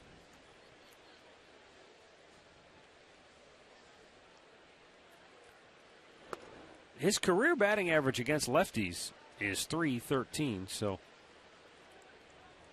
potentially a right-handed bat that could help.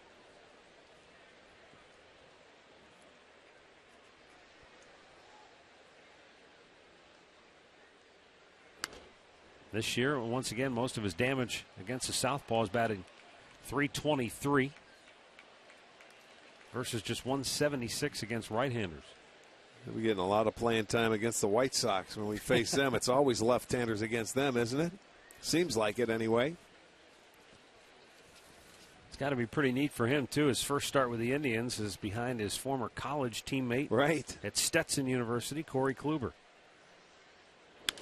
Ground ball third base side. It gets by Sano. And Johnson might have extra bases. He'll take a wide turn. He'll go for 2. And the throw is offline. His second double of the day. Yeah, that one right over the bag, and he just makes it into second base with the 5th double for the Indians this afternoon, and his second. So he is now 3 for 3. Right over the base. Sano couldn't come up with it. Look, he's a little upset with himself, but now you have to play it off the wall. Robinson gets it in, but not before. Johnson's second double. Almonte making the most of his new start with the Tribe, and so is Chris Johnson. Let's go down to Andre with more on Johnson. You know, Terry Francona said he didn't want Chris sitting around. He wanted him to feel like he was a part of the team, so he got him out there. He's well aware of the right-handed, left-handed splits for Chris Johnson. He said, but I want to get him out there to feel comfortable with everything that's going on. Also, you mentioned that broken wrist in May, Matt. From everything I've gathered from him, he said it was a clean break. Now, I'm no doctor like Dr. Arch up there, but it seems like it's much healthier now than it was, and he says he's got no problems with it, and he's just ready to play. Well, so far, so good. The 0-1 to Urshela, a little bit high.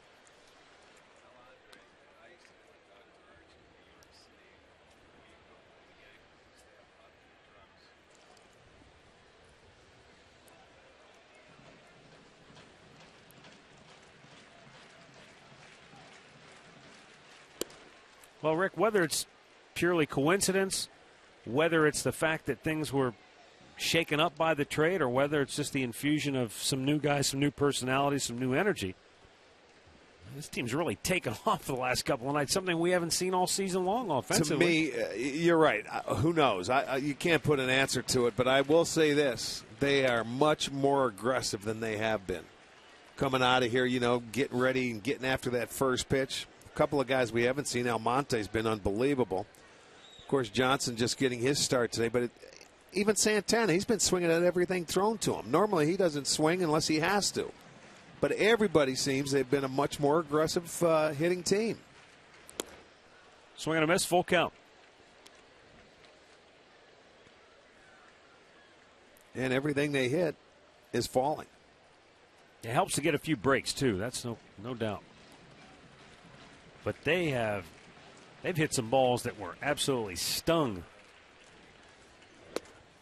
Urshela down on strikes.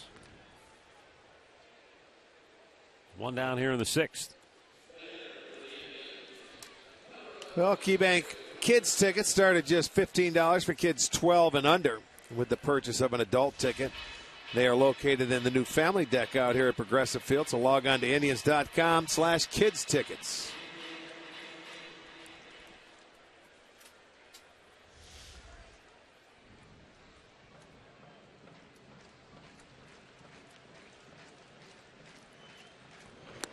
Downstairs, ball one. Casey Fiend, the third Minnesota pitcher to work here this afternoon.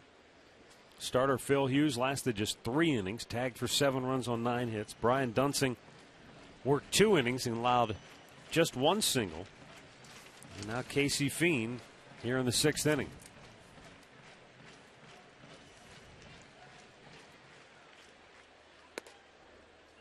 Caught the outside corner for a strike. Well, the Indians trying to win just their 3rd series at home this year.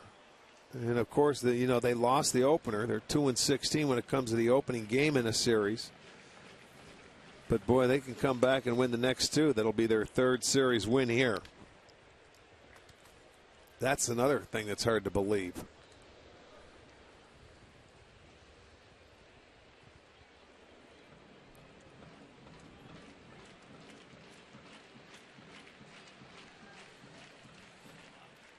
Now the 2-1 to Ramirez. Hammered, fouled on the right side.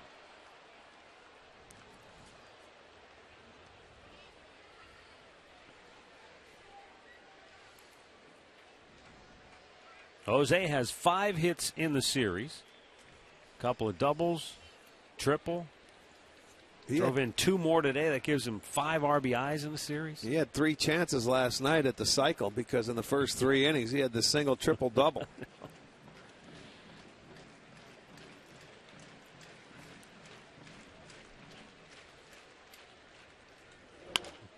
Trying to shoot it through the infield. Diving stop by the shortstop Escobar, but couldn't come up with the ball on the throw.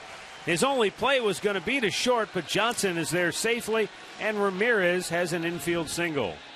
Well, going the other way, and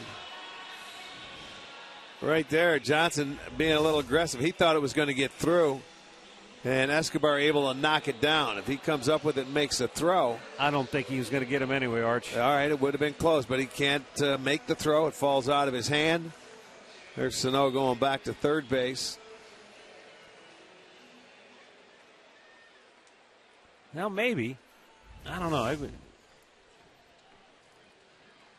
Well, the point is, it's a base hit for Ramirez.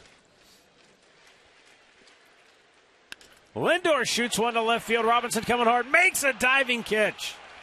It's okay. Great Johnson base will running. tag, and he will score, and the Indians lead it 8-0. That's good base running. He did get to third base, so that little line drive now. He takes a hit away from Lindor, but Lindor gets the sacrifice fly. There he is. Sack Mandor.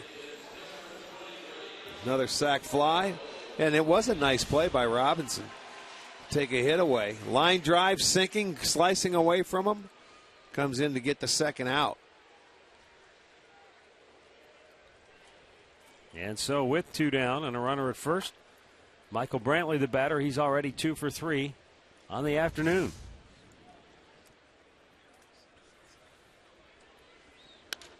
There's a line drive, base hit in the right field. And Ramirez stops at second. Well, Brantley with 3 hits on the afternoon. And 8 hits in the series. Well, he's locking it down. He's getting it in rhythm. Stayed back behind that ball nicely. Gets his 3rd consecutive hit. That's 13 hits now. The Indians have 8 runs in this ball game.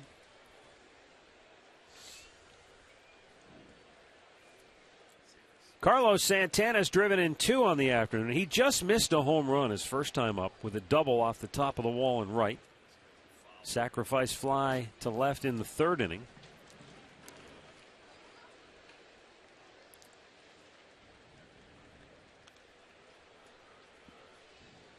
As you said, he's been more aggressive in the series, and yet even with that aggressive approach, he's drawn 5 walks.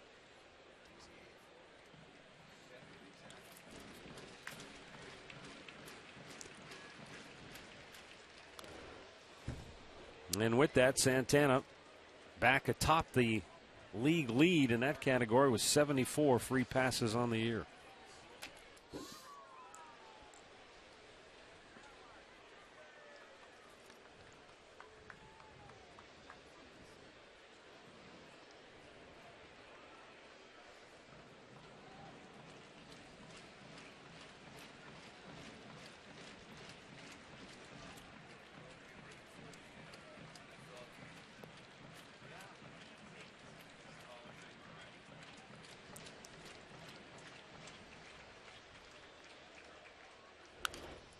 High pop. Out of play.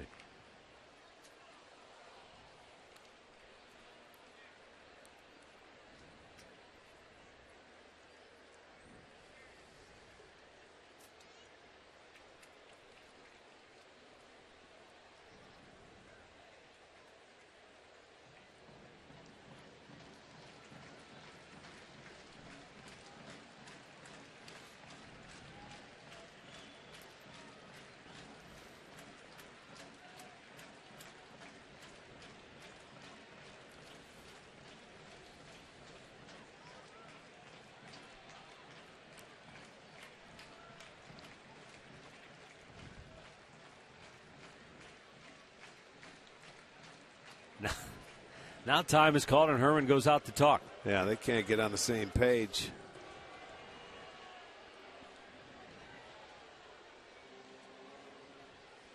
Should get a couple of cue cards from Tommy.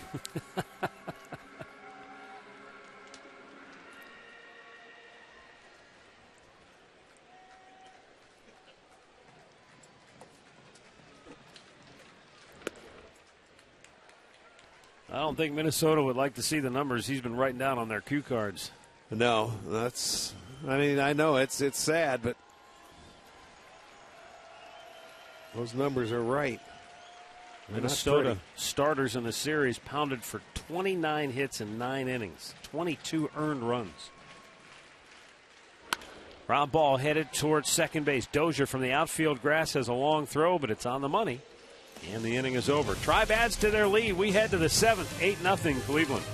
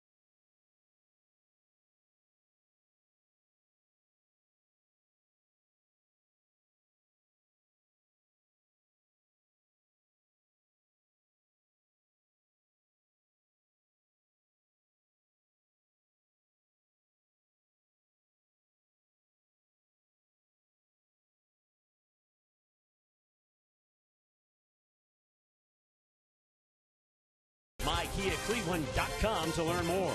By Levin Mattress, located in all Levin furniture and freestanding locations. And by AT Uverse, has more channels on the go than cable.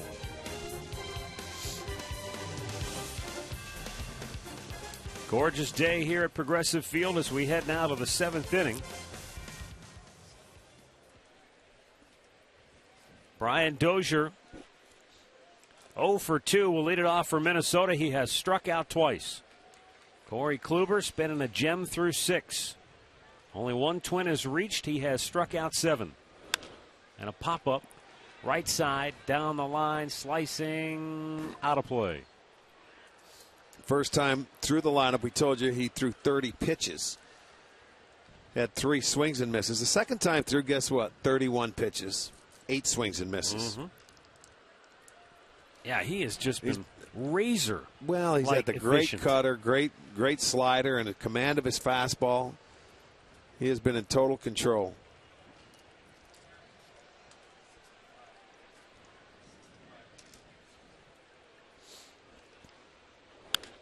And a liner to short, caught by Lindor, 1 away. Caught that right off the end of the bat, so not much on it.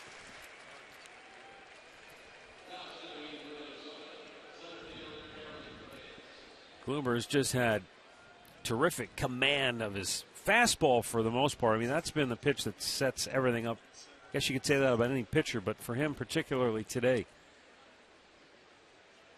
the fastball and then the assortment of cutters and sliders to go along with it.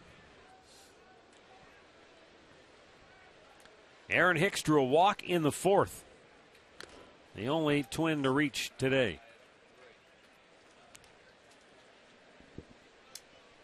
You know, the interesting thing about that at bat is Kluber threw a pitch up and into Hicks that made the count 1-1, and Hicks kind of turned back, looked into his dugout, took a little extra time before he got back into the box, and then Corey never really came close to throwing another strike until he got to a 3. Was it a 3-1 pitch or 3-2 pitch? It was borderline. It was low, and that enabled Hicks to take first base.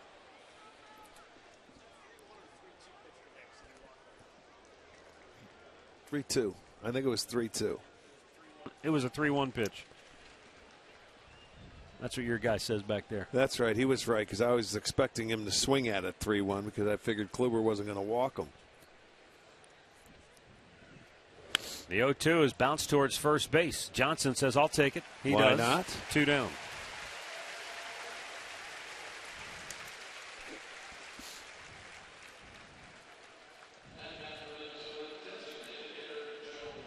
Now Joe Mauer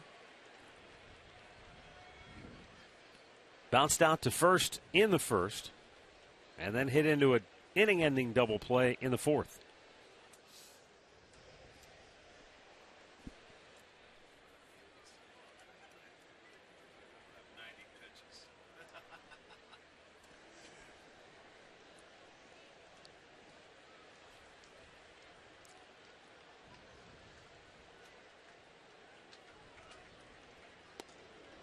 Bullseye, strike 1. You know, when you watch Kluber go at it, it's got to be fun to be an umpire behind the plate. There's the pitches per inning for Kluber. Right now, just 67 pitches into the 7th. Mauer way out in front. Boy, what an off-speed pitch. And it's 0-2. Watch the break on this baby. Yeah. Boy, and the tilt. You know, the depth that it goes down to. It's great. Crowd's starting to get into it now. The 0-2. A little bit low.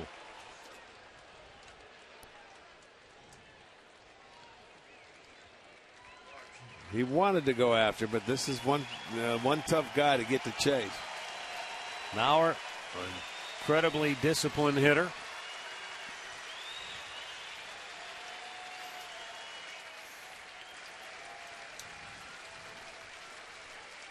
And the 1-2 pitch. Hit in the air, slicing down the line and out of play.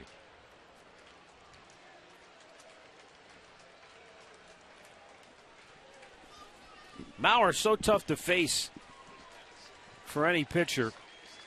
especially when you get late in the game, because he will give in. He's not like necessarily a typical middle of the order hitter. He'll get in, give in, he'll slap it the other way.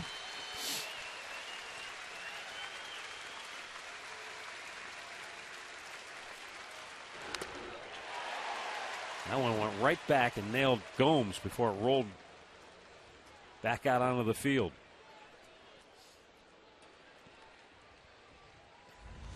Might have been off the shin guard. Yeah, it ricocheted. Sure was. Yes, it was, just below the knee.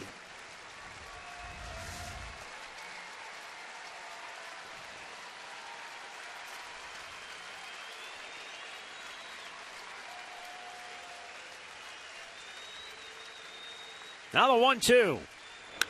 Line drive, base hit left field. So Mauer breaks up Kluber's no-hitter with 2 outs here in the 7th inning. Yeah, he got a high fastball. Mauer was able to get on top of it.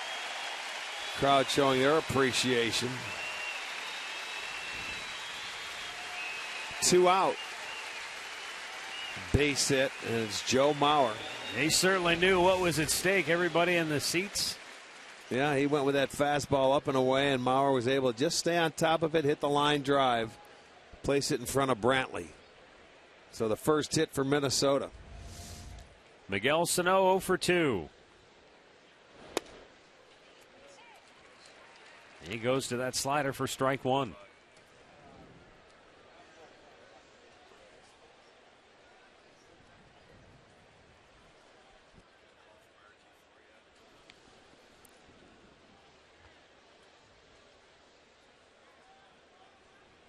And a foul right back. It's 0-2.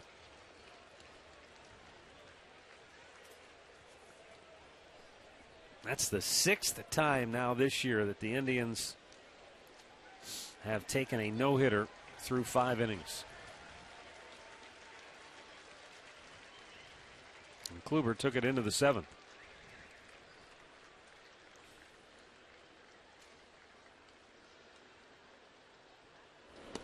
Sano weekly swings and misses. 8 strikeouts for Corey Kluber. A 1-hit shutout through 7. And it's time now for the 7th inning stretch. Brought to you by Spitzer Auto World.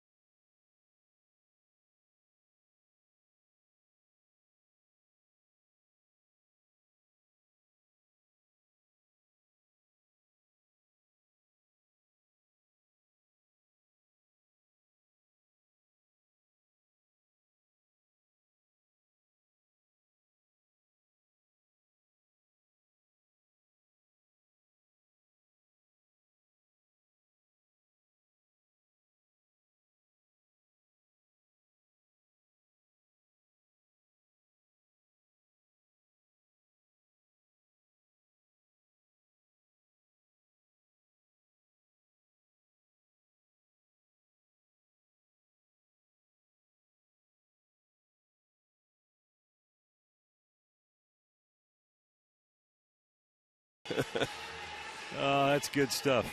It was a clean hit. Solid line drive. You got to dive for that ball. That's good. As promised earlier, it's Miller time. Brought to you by Miller Lite. This date, 1981.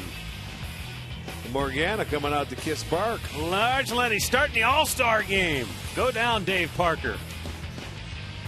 Is that Kenny Singleton? Going deep.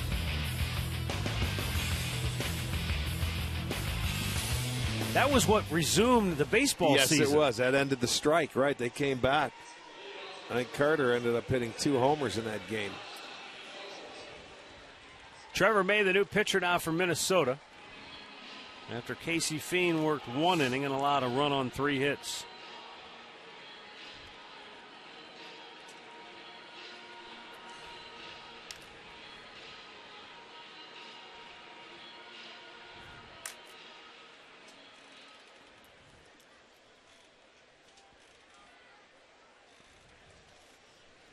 Eduardo Escobar moves over from shortstop to second base. Dozier's out of the ball game. And Eduardo Nunez is the new shortstop.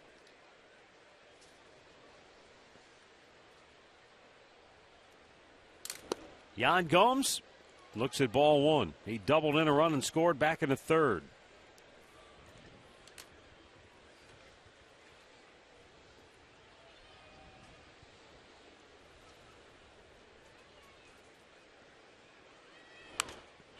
Popped him up. Is it playable, though? Herman back to the screen. No, he can't get to it.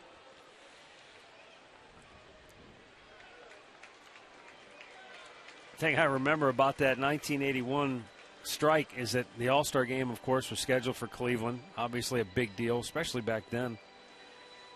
And this, All-Star game date came and went. You guys were still out on strike.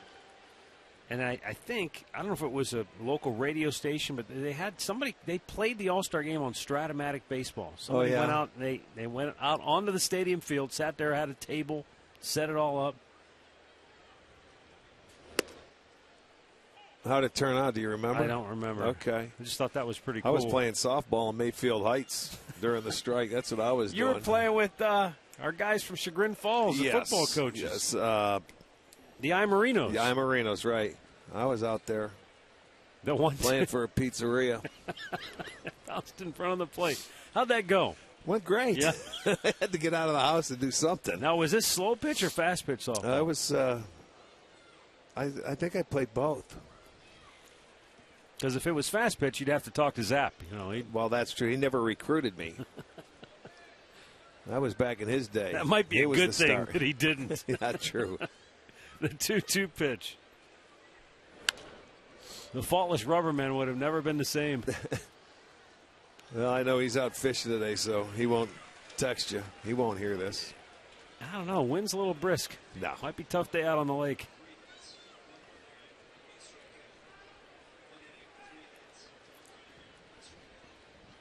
Two the count for Gomes.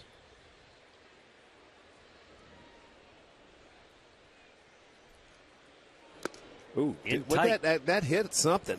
Hit off his forearm, says Kerwin Daly. Yeah, he went. Gomes will take his base. To check his swing. Man, he will take first base. Almost like it was a hand or the bat. I heard something. And the umpire says Kerwin Daly, it was a forearm. Paul Molliner's asking his video guy to take a look at it to see if it's something he wants to challenge. Looked like it did catch the forearm. That's even though you know that and you see something, that's awfully hard to tell a lot of times when you see it, even on camera. Whether it catches a jersey, it's just tough to tell.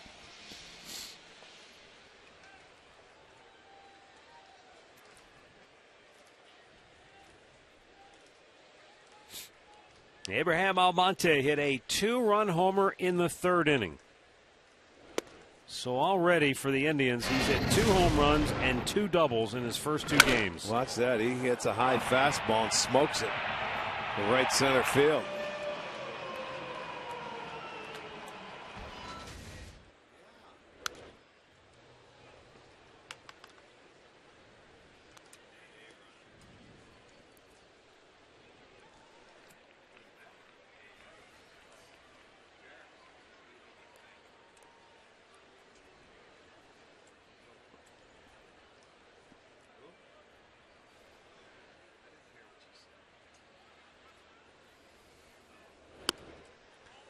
Nice stab by Herman.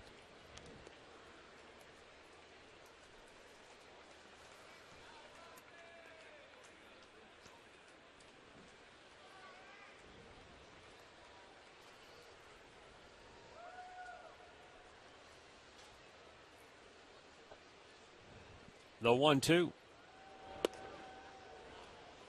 And Almonte is rung up. He doesn't like the call. It's only the fourth Indians hitter that has struck out today. One down. Curveball outside part of the plate.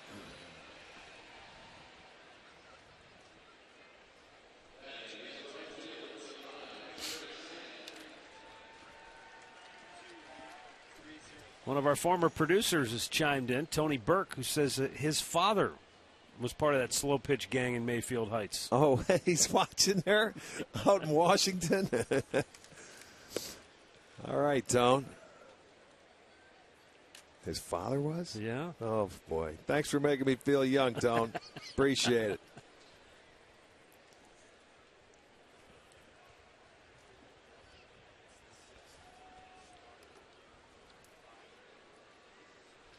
Now the 0-1. Swung on and missed.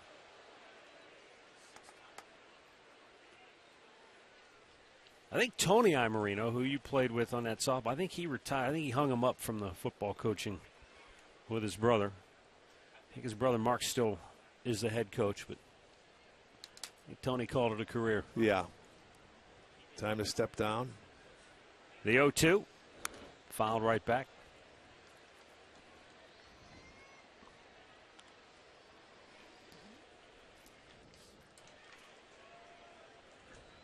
High school football, speaking of which, they're revving it up, getting ready to start the season here real soon. Starting scrimmaging here real soon. Yeah. The 0-2 pitch. Check. Did he go? They appeal. He said no.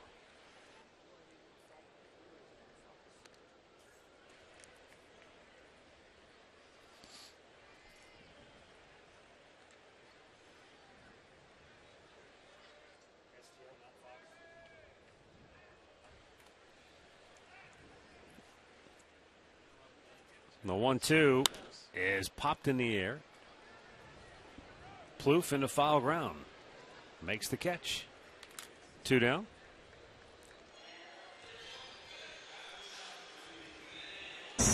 Well, Chris Johnson in his first start with the Indians doubled off the wall in left field his first time up. And he slapped a single into right field. That's unbreakable. That was a good swing. And he pulled one down the line by a diving Sano for another double.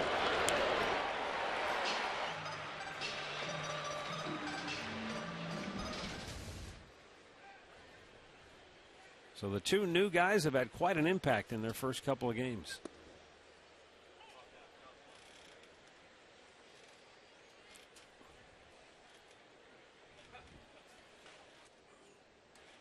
Abraham Almonte right there. 4 for 5 last night, a 2-run homer here today.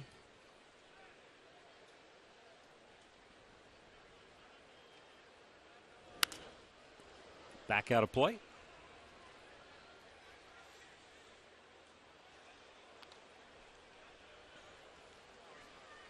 Now, Chris told me, too, before the ball game, he's open to anything. He said, hey, you know, I'll work in the outfield, play some first, play some third, DH, whatever. Well, anything to get at bats. That's the key.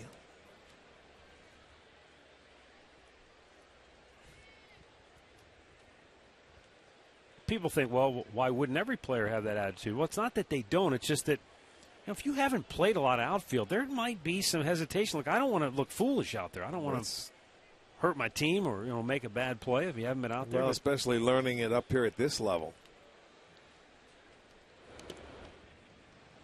You know, you make one mistake and it's glaring. You can't hide from it. You know, and he's naturally, a third baseman, and the way Urshela's playing, he's not going to get many at-bats over there at third, I wouldn't think. Play some first, and whatever he says, you're right. Yeah. You go to a new club, let's go. I just want to hit. I want to show you I can play.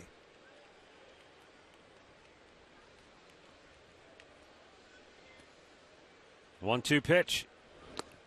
The interesting thing, Rick, though, is for Terry Francona, he's got Johnson, who's going to try to work in maybe in some outfield. He's got Lonnie Chisenhall, who's transitioning as an outfielder. He's got Jerry Sands, who's moving around, playing some first base, playing some outfield. He's got a number of guys that he's trying to, give them opportunities. I'd go to Tito and say, I'll do anything but catch.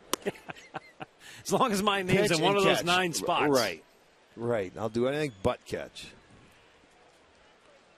You don't want anything to do with the tools, huh? No, sir. You see how they get beat up.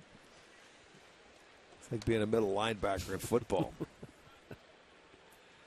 Here's the 3-2 pitch. Broken bat, base hit to left field. Johnson is 4 for 4 in his first start with the Tribe. Isn't that amazing? The 2 guys that come over here to replace Bourne and Swisher, they get 4 hits in their first game. And this one shatters his bat, but you don't mind. When it falls for a base hit, there you go. Out of the reach, so it's a good day. 2 singles, 2 doubles. Hit number 14 now for the Indians. And Giovanni Urshela is the batter. Gio is the only Indian starter without a hit so far today. Takes a strike.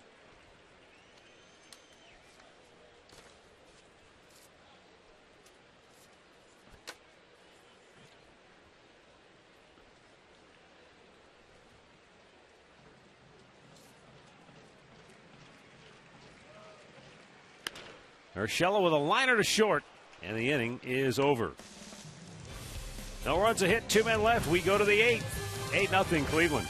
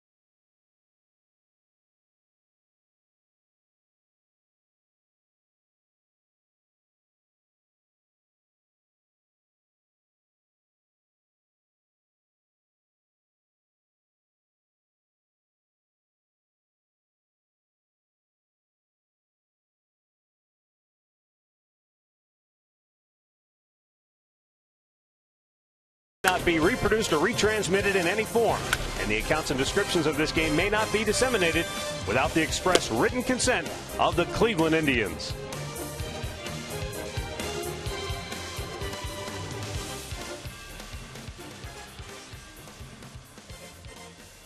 Indians Live, presented by Conrad's Tire Express and Total Car Care, is coming up next here on Sports Time Ohio. Stay tuned for that.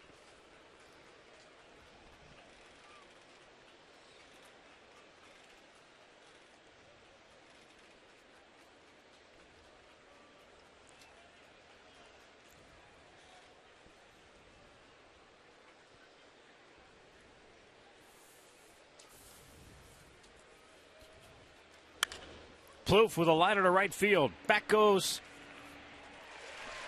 Jerry Sands to make the catch in the middle of the warning track for out number 1. That ball carried pretty well off the bat of Plouffe, but he's 0 for 3. Don't miss MLB Whip Around on Fox Sports 1 with highlights, analysis, live look-ins from around the league. It's on every weeknight at 7 Eastern on Fox Sports 1. Streams live on Fox Sports Go.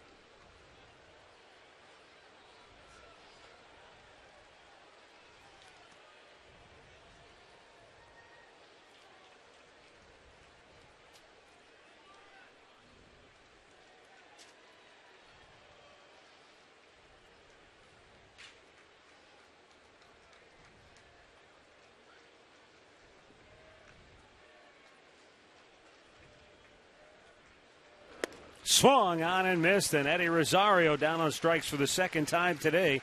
Number 9 for Kluber. Again, he's going to nail the outside part of the plate with a good fastball. You just can't reach it. So, you look at the line, 1 hit, 1 walk, 9 strikeouts. He's had at least a strikeout in every inning today. 2 strikeouts in the 5th. Fouled right back.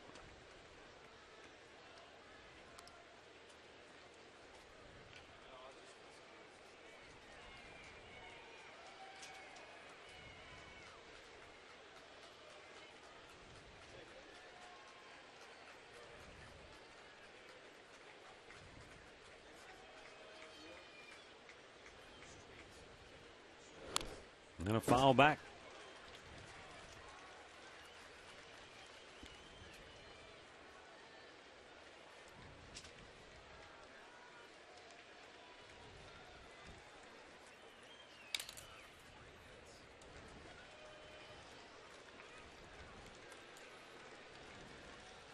A 1-hit shutout with 2 outs here in the 8th inning.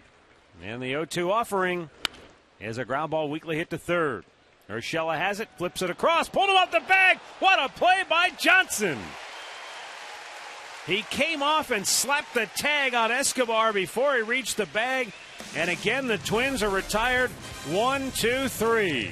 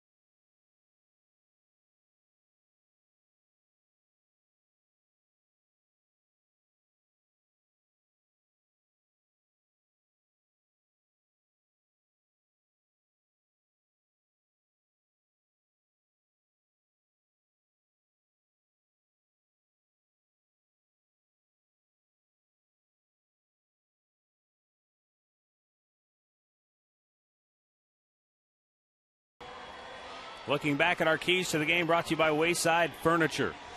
Corey Kluber has carved up Minnesota here today. Through 8 innings, he's given up 1 hit. He's walked 1, struck out 9. And the Indians were incredibly aggressive against Phil Hughes, knocked him out after 3 innings, tagged him with 7 runs on 9 hits. So we go to the bottom of the 8th, and the left-hander Ryan O'Rourke will come on for the second straight day for Minnesota. Last night, boy, you talk about a rough outing. He came in and walked the only 3 batters he faced to load the bases and then force one in. Yeah, not a good night. So he's right back in here to see if he can do better. You don't want to end it like that, not throwing a strike, not getting a hitter out. He'll be the top of the lineup for the Indians. Jose Ramirez, 2 more hits today. 6 hits in the series.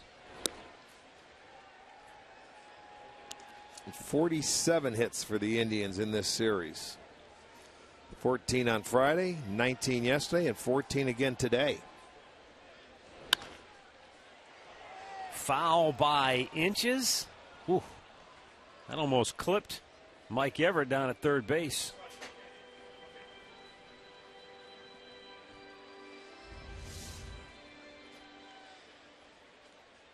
Sure did. He got a good look at it. It's right where his foot was. Yes, it was. Now he lines one that way again. This one's into the seats.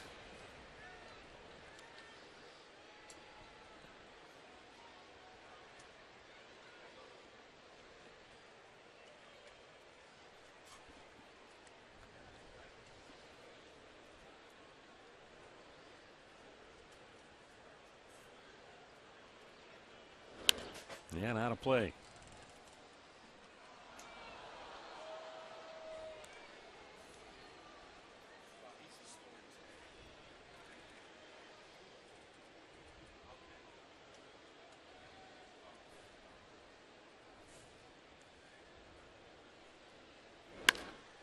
Ground ball right at the second baseman, Escobar. One away.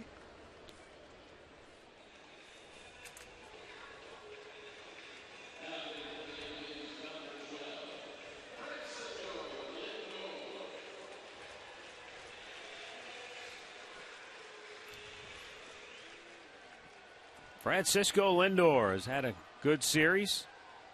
5 runs scored. He's collected 5 hits. And he bounces one right at Escobar. 2 down.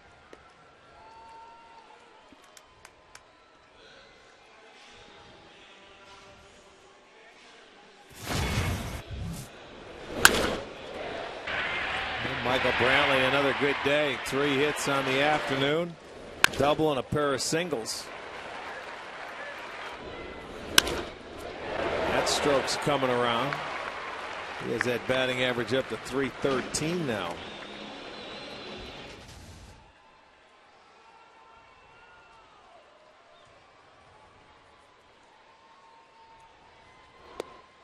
And a good breaking ball by O'Rourke. Gets in for a strike. And his teammates were giving a little abuse for not making that catch on the only hit of the ball game for Minnesota, at least not diving for it. Which he couldn't have had, but it was all in good fun. Yeah.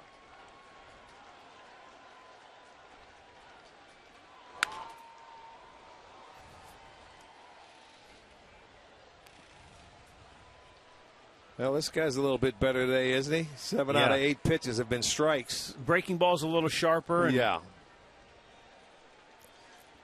A little bit different today, and that's exactly what you want to do if you're a manager. You call on your guy, and he goes out there and just has a tough night. You want to get him back in there as quickly as possible.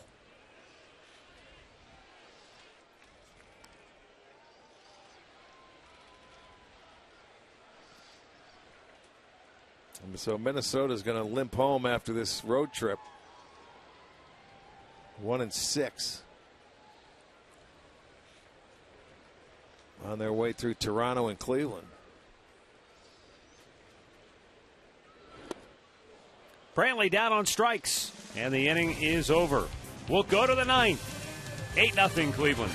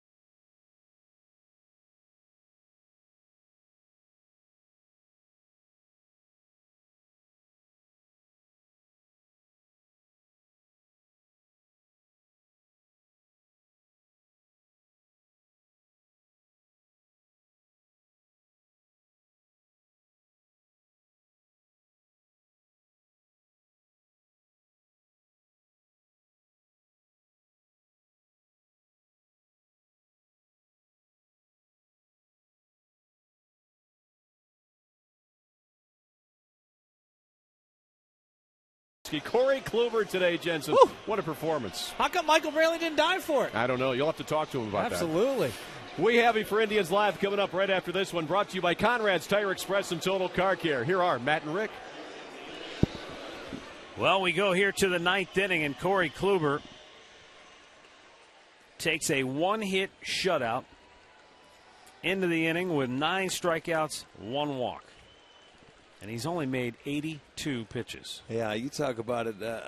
What did he have? A complete game, was it last year against Seattle, where he had an 85. 3-hitter. Yeah, 3-hitter. Okay.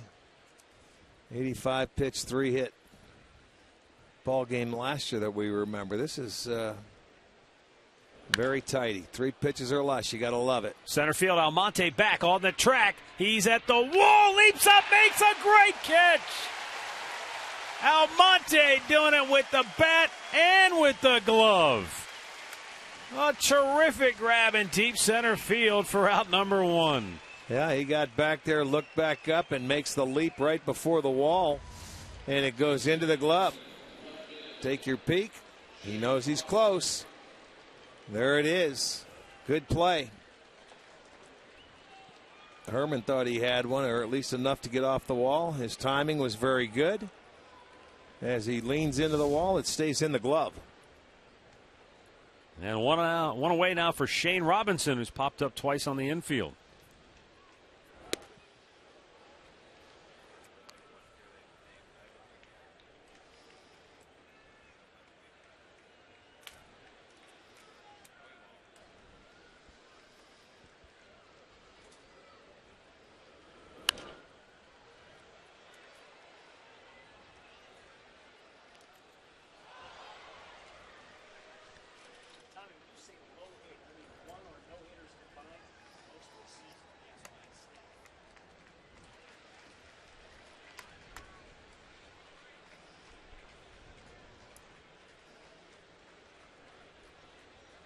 Now the 1-1.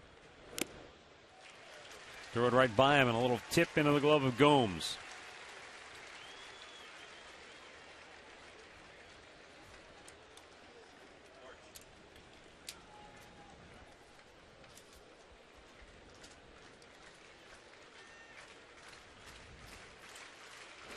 Checked on a ball in the dirt.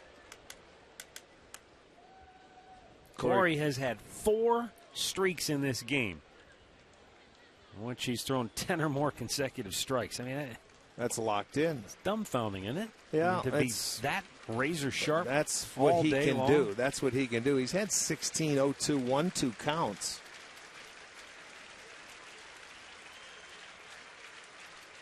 Now the 2-2.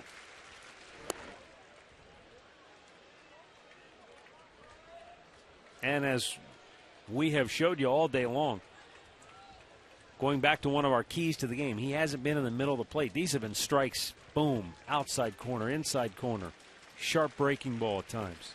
It's been like a surgeon out there working the edges. This one's going to plug the gap.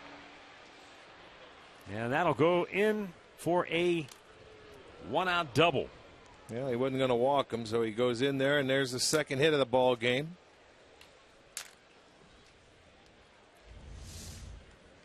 You'll see this one. Let's go. I'm going to throw it to you. It was down at the knees. He did a nice job of looking for the fastball. You know you're going to get it, 8-0. And he got a base hit.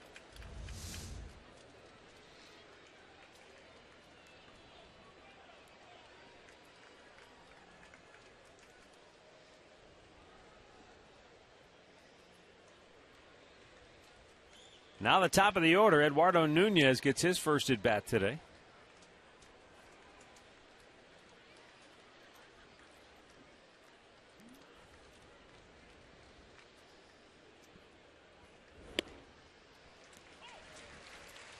Yeah, he's going to get a chance to see what everybody else was looking at. And it wasn't a lot of fun. 70 of his 90 pitches in the zone.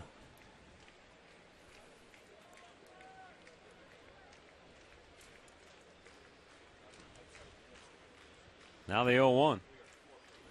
Fouled right back. You talk about a small victory. The Twins will not extend their streak of giving up 9 runs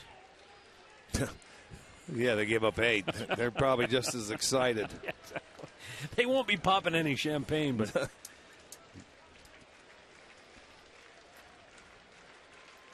it may be back to the drawing board for Paul Molitor and his pitching staff, though. They have been roughed up on this road trip. The 0-2. Swung on and missed. Kluber with strikeout number 10.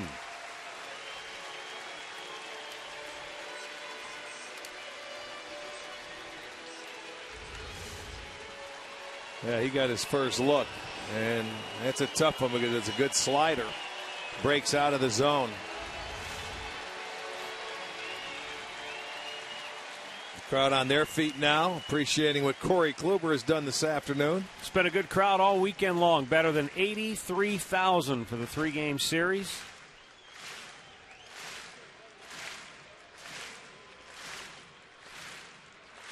Aaron Hicks, 0 for 2, awaits the pitch, and he cuts and misses. Off day tomorrow. Yankees come to town on Tuesday night.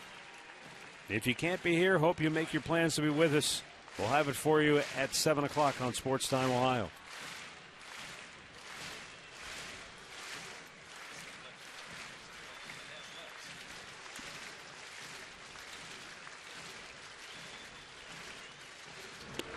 Missed inside. 1-1.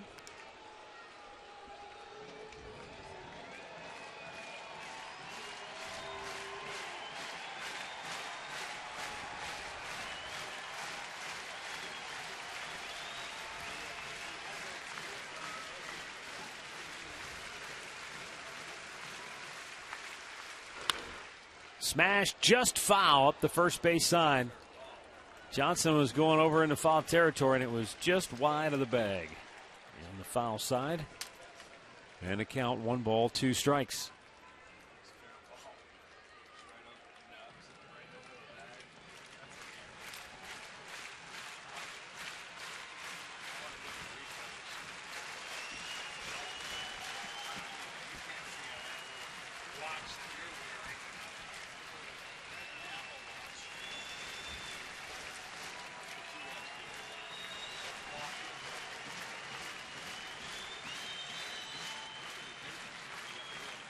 Kluber's ready in the 1-2 pitch. Very close, but Hicks backs away, and a 2-2 count. Tried to throw that fastball inside with a little comeback to it, lock him up.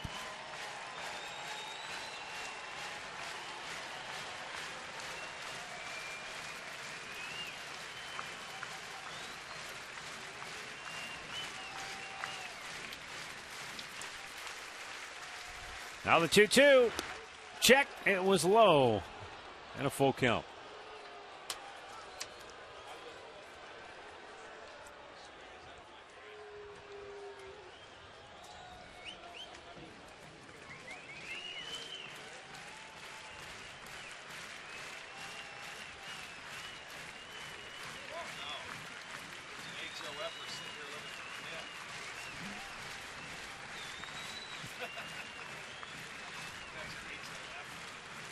Here's the payoff pitch. Line drive, right field, base hit. That'll go all the way to the wall, and that will score Shane Robinson with the Twins' first run of the day. Well, a double for Hicks, and that spoils the shutout with 2 out in the 9th inning. Yeah, just 1 pitch away. But I got Hicks had a great at bat. I'll tell you, he battled, laid off a couple of tough pitches, a fastball in, a breaking ball down, back foot slider until he gets one he likes and hits a line drive to right field. So Minnesota is on the board. That was a good at bat. Unfortunately, it cost Kluber a shutout.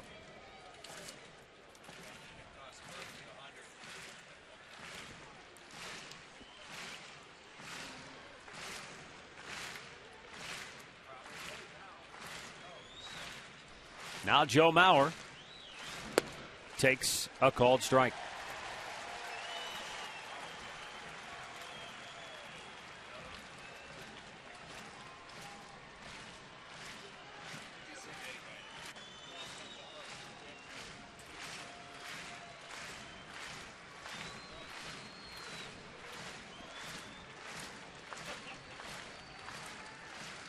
The 0-1 to Mauer.